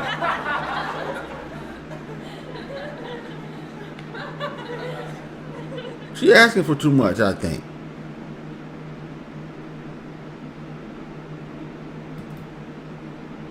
Make sure you're promoted all weekend long for our rest of our 90 cities around the country. I How's guess that? T.I. must have paid for the He didn't pay for nothing. ad, right? Oh, but he didn't pay. No. Like I didn't pay. Right. Right. But I'm here at 6 and 1. T.I. ain't here. I know.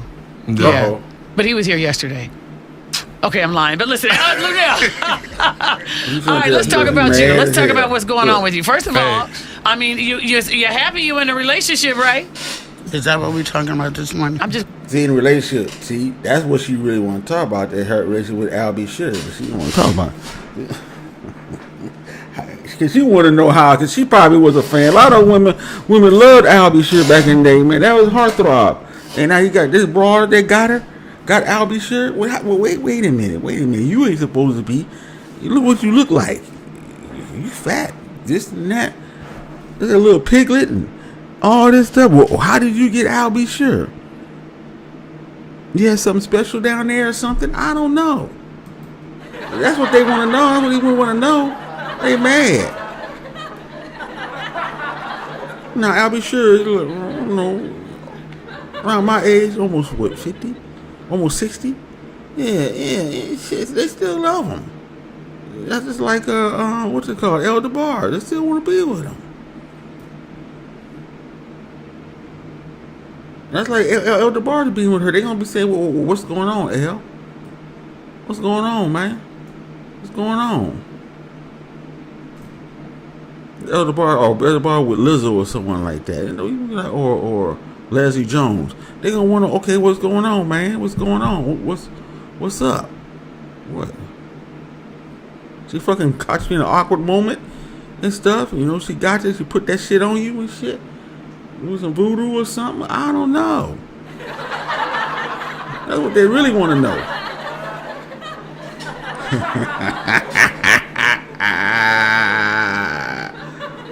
Well, let's go. What you want to talk about? Yeah, whatever you want to talk about. I'll tell you what we're going to do. What you want to talk the about? shows that I'm here to promote. I'm sorry? I would really like to talk about the shows. Okay, I'll tell you what. We'll give you the floor. You go right on ahead and promote. I just want to do my job. Mm-hmm. My job was to come here and talk about the shows this weekend. Yeah. And I've already done one. Okay. Right. Which was last night. How'd it go? It went amazing. Cool. They always show up from here in Texas. And I got family here. They could be here in 5 minutes. I said, not the threat. We all got family here.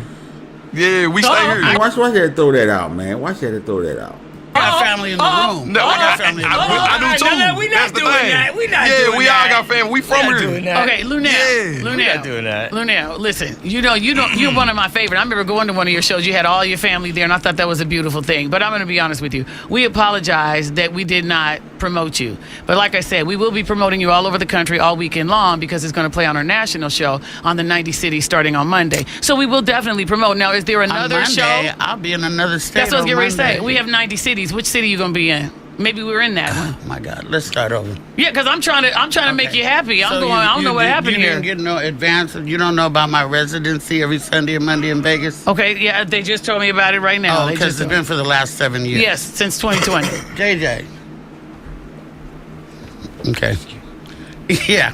Yes, indeed. Okay, so people of the radio, listening audience, this is me, Luenell, the original bad girl of comedy. Come on. I have an attitude. I got butthurt about not being promoted before I got here. You never know what people are saying about you when you're not in the room. Sure. Apparently that was nothing. And I felt some type of way about it. I came in here with an attitude, and I'm hurt. But I'm here now, and I just want you guys to come out and see me this weekend. 100%. At the Arlington Improv. I have 2 shows tonight, 2 shows tomorrow night, and I did one last night already. And I'm always happy to play anywhere in Texas because I have so much family here, as do you. Big face. Yeah, big face. A lot of love for everybody in this room in the city. Yes, indeed. Okay. We got a lot of love in this room. So, Luenell, are you going to be mad the whole interview? I might. Oh, It's come early. on. I feel like that's part of your act a little bit. I'm not gonna play the whole interview. I'm just gonna play the part, this 5-minute part. This is just the part that everybody's talking about. You guys know it's not at all. Okay. You guys work in the morning. I work at night. No. You know, we're sleep deprived. We go through delays, luggages, and all Right. that type of stuff. You look great, And when we though. get up, of course I do. That's When we right. get up in the morning to come here, I don't know about all that shit, nigga. Y'all niggas got to. A lot of these niggas don't want to be real and tell the motherfucker what she really look like and shit. You know, I mean, come on, man. I mean, jeez, man. You know, at least Platinum told the truth about it. You know, he was real with it. You know, shout out to Platinum on this. He said, man, I ain't trying to. Nah, nigga. Hell no, nigga. You trying to be real? You look good. Yeah, right. I mean, to who? Another troll or some shit? I'm just saying. I know people be mad. Why you talking about it? You ain't got no woman, Reg. You should be grateful if she said something about you. Not really.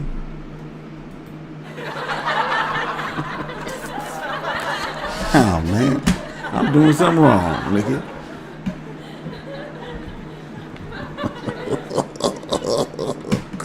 I'm doing something wrong. Fuck that.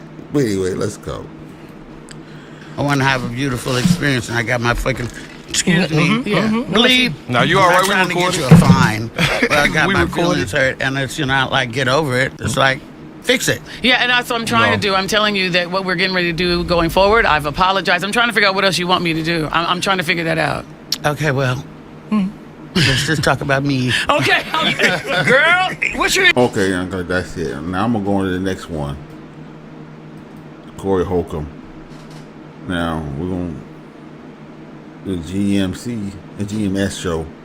They talk about it and they got Corey Holcomb going in on her, but we're gonna play the whole video here. Corey goes in. Corey Holcomb had some strong words for comedian Luenell, who recently caught headlines for her very uncomfortable interview with Diddy in the Morning.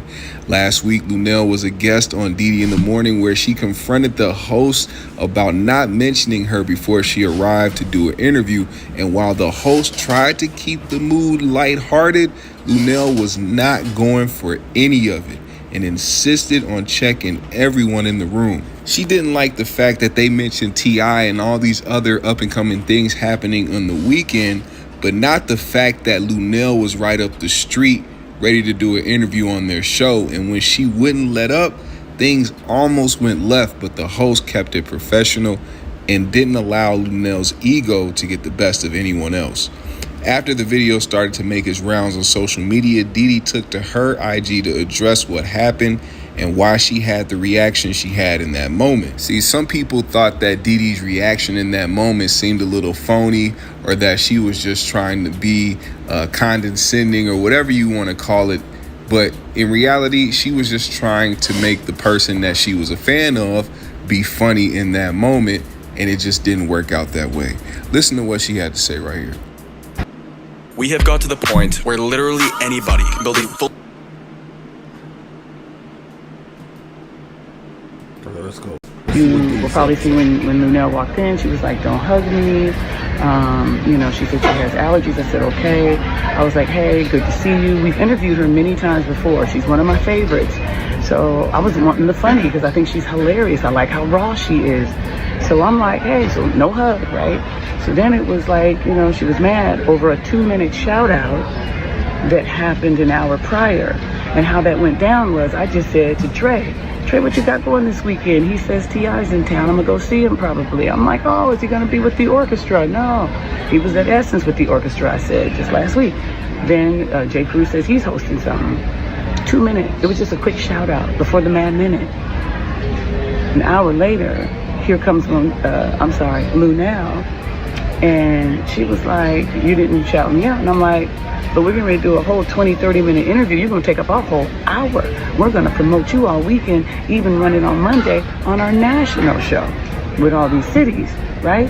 So I'm like, what do you care about a local shout out? The shout out was just for Dallas only, the shout out about T.I. But I'm like, hey, we putting you on the national on Monday, promote you all weekend. And I kept saying, I apologize. I apologized 4, 5, 6 times. It wasn't enough. That's when Trey kind of started getting mad. And as Trey said, come on, it got disrespectful. So I finally said, what can I do for you, sweetie? What can I do? How can I make you happy? I've apologized. I told you I'm going to do this. What can I do? And it was nothing I could do to make her happy. Yes, I was trying to continue the interview. I was trying to make light of everything so I can get the funny out of her that I love about her. Now, here's the other thing. I don't remember the last time any comedians came through there and they promoted and bought time, paid for commercials on our station. I ain't seen that. She even said it. She didn't pay for any commercial time. I was just going to do it just because I thought we could get some good laughter from her and everything else to promote her show and give us some laughs. It was like, damn. But I couldn't get that. So as y'all are all out here making all these assumptions, go watch the entire video. And I'm going to say this, when somebody comes to your house and they disrespect you, at what point do you, and you keep saying, I apologize, at what point is it enough? Now, it could have went off, but they were professional. And that could have happened, and they had to do that because, they probably could have got reprimanded from the station and shit, It would have been a big thing. But, like she said, how much can you take? Now, you say sorry, but a motherfucker was tripping and shit. I don't know. Something's going on. But we're gonna hear from Corey in a minute about this. So go watch the whole video. Go watch it. Go to our YouTube channel, Diddy in the Morning, on YouTube. See the entire interview. Now, after that video went viral with Luenell trying to check everybody in the room, there were a lot of comments condemning Luenell's attitude and calling what she did wrong, while a lot of other comments said she was in the right to check the radio host for not doing their job by promoting Luenell coming to the show. But one person who was not for any of it was Corey Holcomb. Now, Corey has shared his opinion on Luenell a few times before in the past, but never took the gloves off until now. But it wasn't just about the viral moment between her and Diddy. See, Corey got a tip from an anonymous source that Luenell was talking crazy about Corey behind the scenes to some folks who have love for Corey. And she stood on her word, ready to go at it with anyone who rocked with Corey.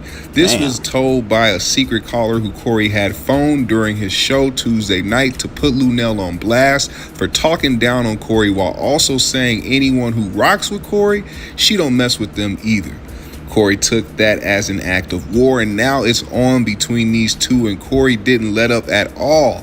After he hung up with his secret caller, he went off on Luenell and attacked her character as well as her new special on Netflix, challenging anyone, and I mean anyone, to go watch it themselves so they could see the atrocity that it is. Now, I haven't seen it yet, but I will be going to do my own research, and when I do, I'll get back to y'all on that. But until then, listen to what Corey had to say about Luenell right here. I could not believe that Diddy, who, listen to me, that radio show has helped me sell out comedy clubs on many occasions. And when I got in trouble because of what TMZ said, it made people scared to be around me. So last time I went to that show, the homegirl, Diddy, wasn't there, but she said she wasn't feeling good. And I'm not mad at her, you know what I'm saying? And I'm a huge fan of her. Her show has helped me sell tickets. Do you understand? The radio helps you. This is why some people pay for radio. Yeah. So I saw Diddy in the morning have a guest on her show. And the guest on her show was out of pocket. And there was another comedian in there. His name is JJ. And it was so funny, me watching JJ try to play down the middle. That was hilarious, because if you know JJ, JJ is not a guy who's in drama. He's actually a Southern gentleman. That's what I call him. He's a Southern gentleman. Cool dude. But when he was put on the spot, that had me rolling. They had another brother in the show.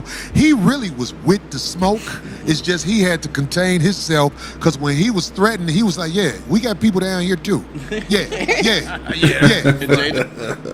Yeah, we heard that part of the interview. Yeah. They was like, we all love each other. We all love us. JJ was trying to be a diplomat just as Diddy was.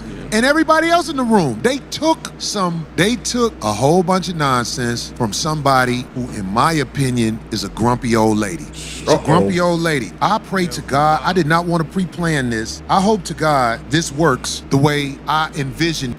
CDA God, what's up, man? What's up? What's going on, man?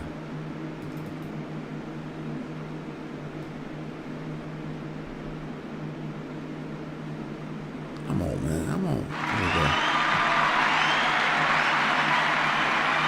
You guys support the channel. Super Chat, Cash App. Remember, hit the poll. Hit the poll. Hit that goddamn poll. Anyway, let's go.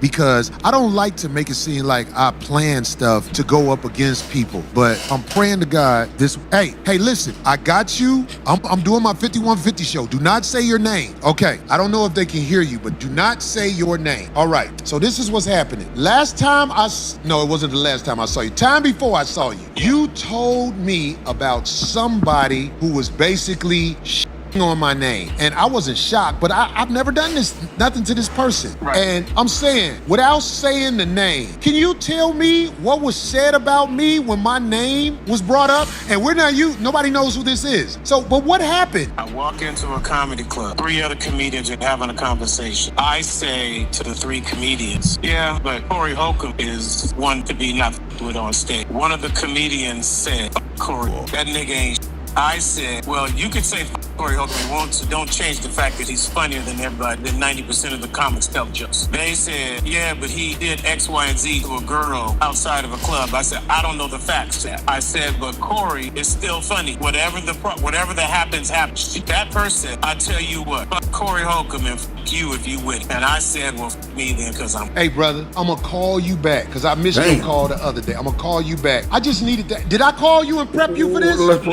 Let's play this again. Person, I tell you what, fuck Corey Holcomb and fuck you if you win. And I said, well, fuck me then, because I'm... Hey, brother, I'm going to call you back, because I missed your call the other day. I'm going to call you back. I just needed that. Did I call you and prep you for this? No, it was just, no. Okay. I looked at my phone, and I looked at my partner, and I said, what the fuck he want, ain't he? What's he doing? Hey, let me call you back. I'm doing this show. This worked out just the way I prayed it would. All right, listen, man. This is a mean old lady. Old, bitter, gotta buy dick. Coming. Damn, gotta buy a dick. Hey, man, I'm telling you, I don't know. Some of these people here in the media are trying to push certain individuals on you. And this is one person, they trying to push on you and shit, like the motherfuckers, the bomb and all this shit, man. Get the fuck out of here, man. Y'all gotta stop this shit, man. Stop it. You can't force motherfucker finance on somebody that ain't got no finance on them and shit, you know. They ain't got a bad attitude too. Then she look the way she look. Oh hell no. She got to go. She got to get up out of here. Hell no. Hell to the no. Anyway, let's continue. At young comics, extorting them out of they young loving, awful person. And I want to say to Diddy and everybody on her staff, you guys are better than me. Because I... Hold on, folks. God damn.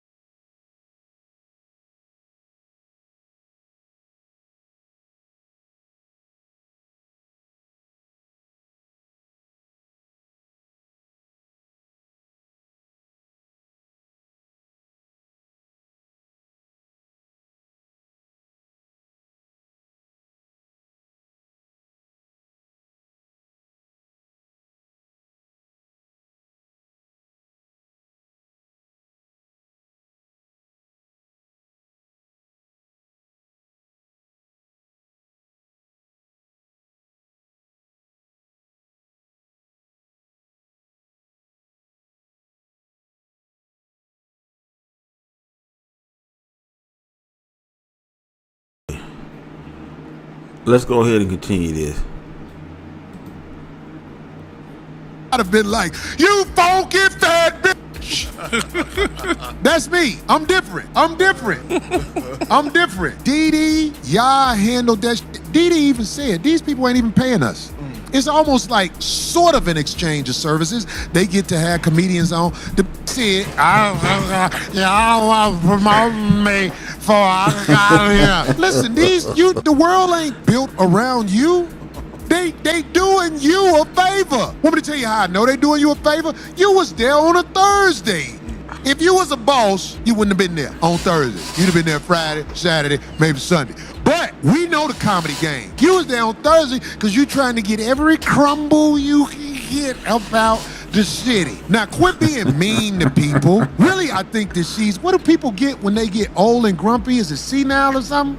Dementia? I don't know what it is. But I'm saying, like, this lady, Honorary, let's go with that word. This lady, this is how she moved. And whoever down with her, I know you know how she moved. So the fact that Diddy even got on there and tried to talk about it afterwards, girl, salute to you. Thank you, Diddy, and your morning show for everything y'all did to help me sell tickets wherever I'm at. I appreciate y'all. I used to know the dude who run the show. His name is Gary. He got married and fucked his life up. But he'll laugh at it with me too. But I'm just saying, man, y'all put up with that bullshit from some old grumpy old who done came in here in the morning talking shit.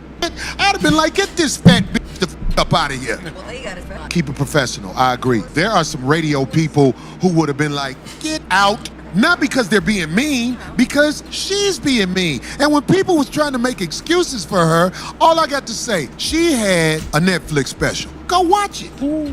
Watch it if you can. The mighty Dave Chappelle has put some trash-ass comedians on Netflix. That's 100. Trash-ass comedians on Netflix. They on there because Dave Chappelle juice. Listen, watch it. Watch the special. That's all I got to say. Watch this. Sit down. So apparently he's saying that the special ain't shit. Because she can't stand. Coming in there starting with people that don't owe you shit. They too nice to say, we had to stop our show because we agreed to have you on here and promote this travesty of comedy. You don't get your trash. You got to say, watch this, sit down because she can't stand. Coming in there starting with people that don't owe you shit. They too nice to say, we had to stop our show because we agreed to have you on here and promote this travesty of comedy. You don't get your trash ass. I wish a motherfucker would. Threatening motherfuckers, all that shit. And this ain't the comics that's up here talking shit. This me. I heard what you said about me. I never said nothing about it. But now that I see that this is the way you really get down, I'm putting it out there. That man that I just called did not have no stake in this. He just was like, wow, what did you do to her? I was like, I ain't never did nothing to that bitch. One day she'll be nice to you. Yeah. One day she'll be like, hi. And then, but most of the time she's like,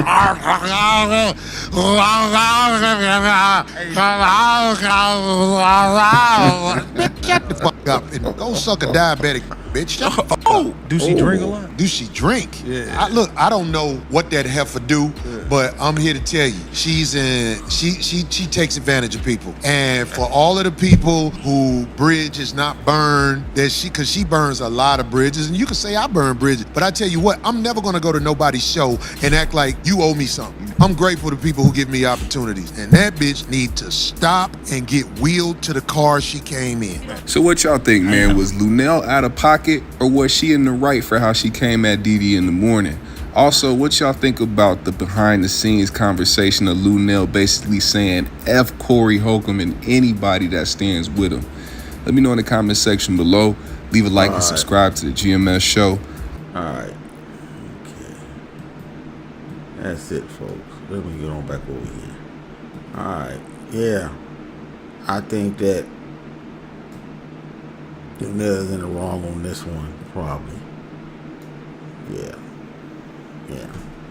I think she's in the wrong. She wanted to be known as big as T.I., these other people out here, but that's not the case. You know. And it is probably when she's trying to sell tickets. You need that money. You know. So we have the poll here. 33 people voted. Okay, 30. Let's see. 15 drowned. He was burned and beaten 15. It was accident 12, and he was murdered 58. So I'm gonna end the poll right there. So y'all think that he got murdered? It looks like to me some foul play is involved. Now, I hope that he wasn't burnt, beaten, and drowned like those two girls said in the video when they saw, when he was told about how his body was transported from Mississippi to DC so he could do the autopsy. I hope that's not the case. Because remember, they saw the raw body before it was into the autopsy. Hope that's not the case, man. It's gonna be really funky if that's the case. We just waiting for the autopsy now. Hope it comes out soon. Stop waiting. Let's go. Let's go. But anyway, I want to say thank you for coming through. Appreciate it. Thank you for the likes. Could have got some more likes and stuff. But anyway, thank you for the likes. I appreciate it. Y'all coming through. Want to support the channel, you know what to do. You know, Cash App, Super Chat, become a member. Member. This might goes on member. I don't know. I'll see how many views I get, and I'll put it on members. You know, and I got the other member. My highest tier of my membership is original content. Original content for the members. All original content.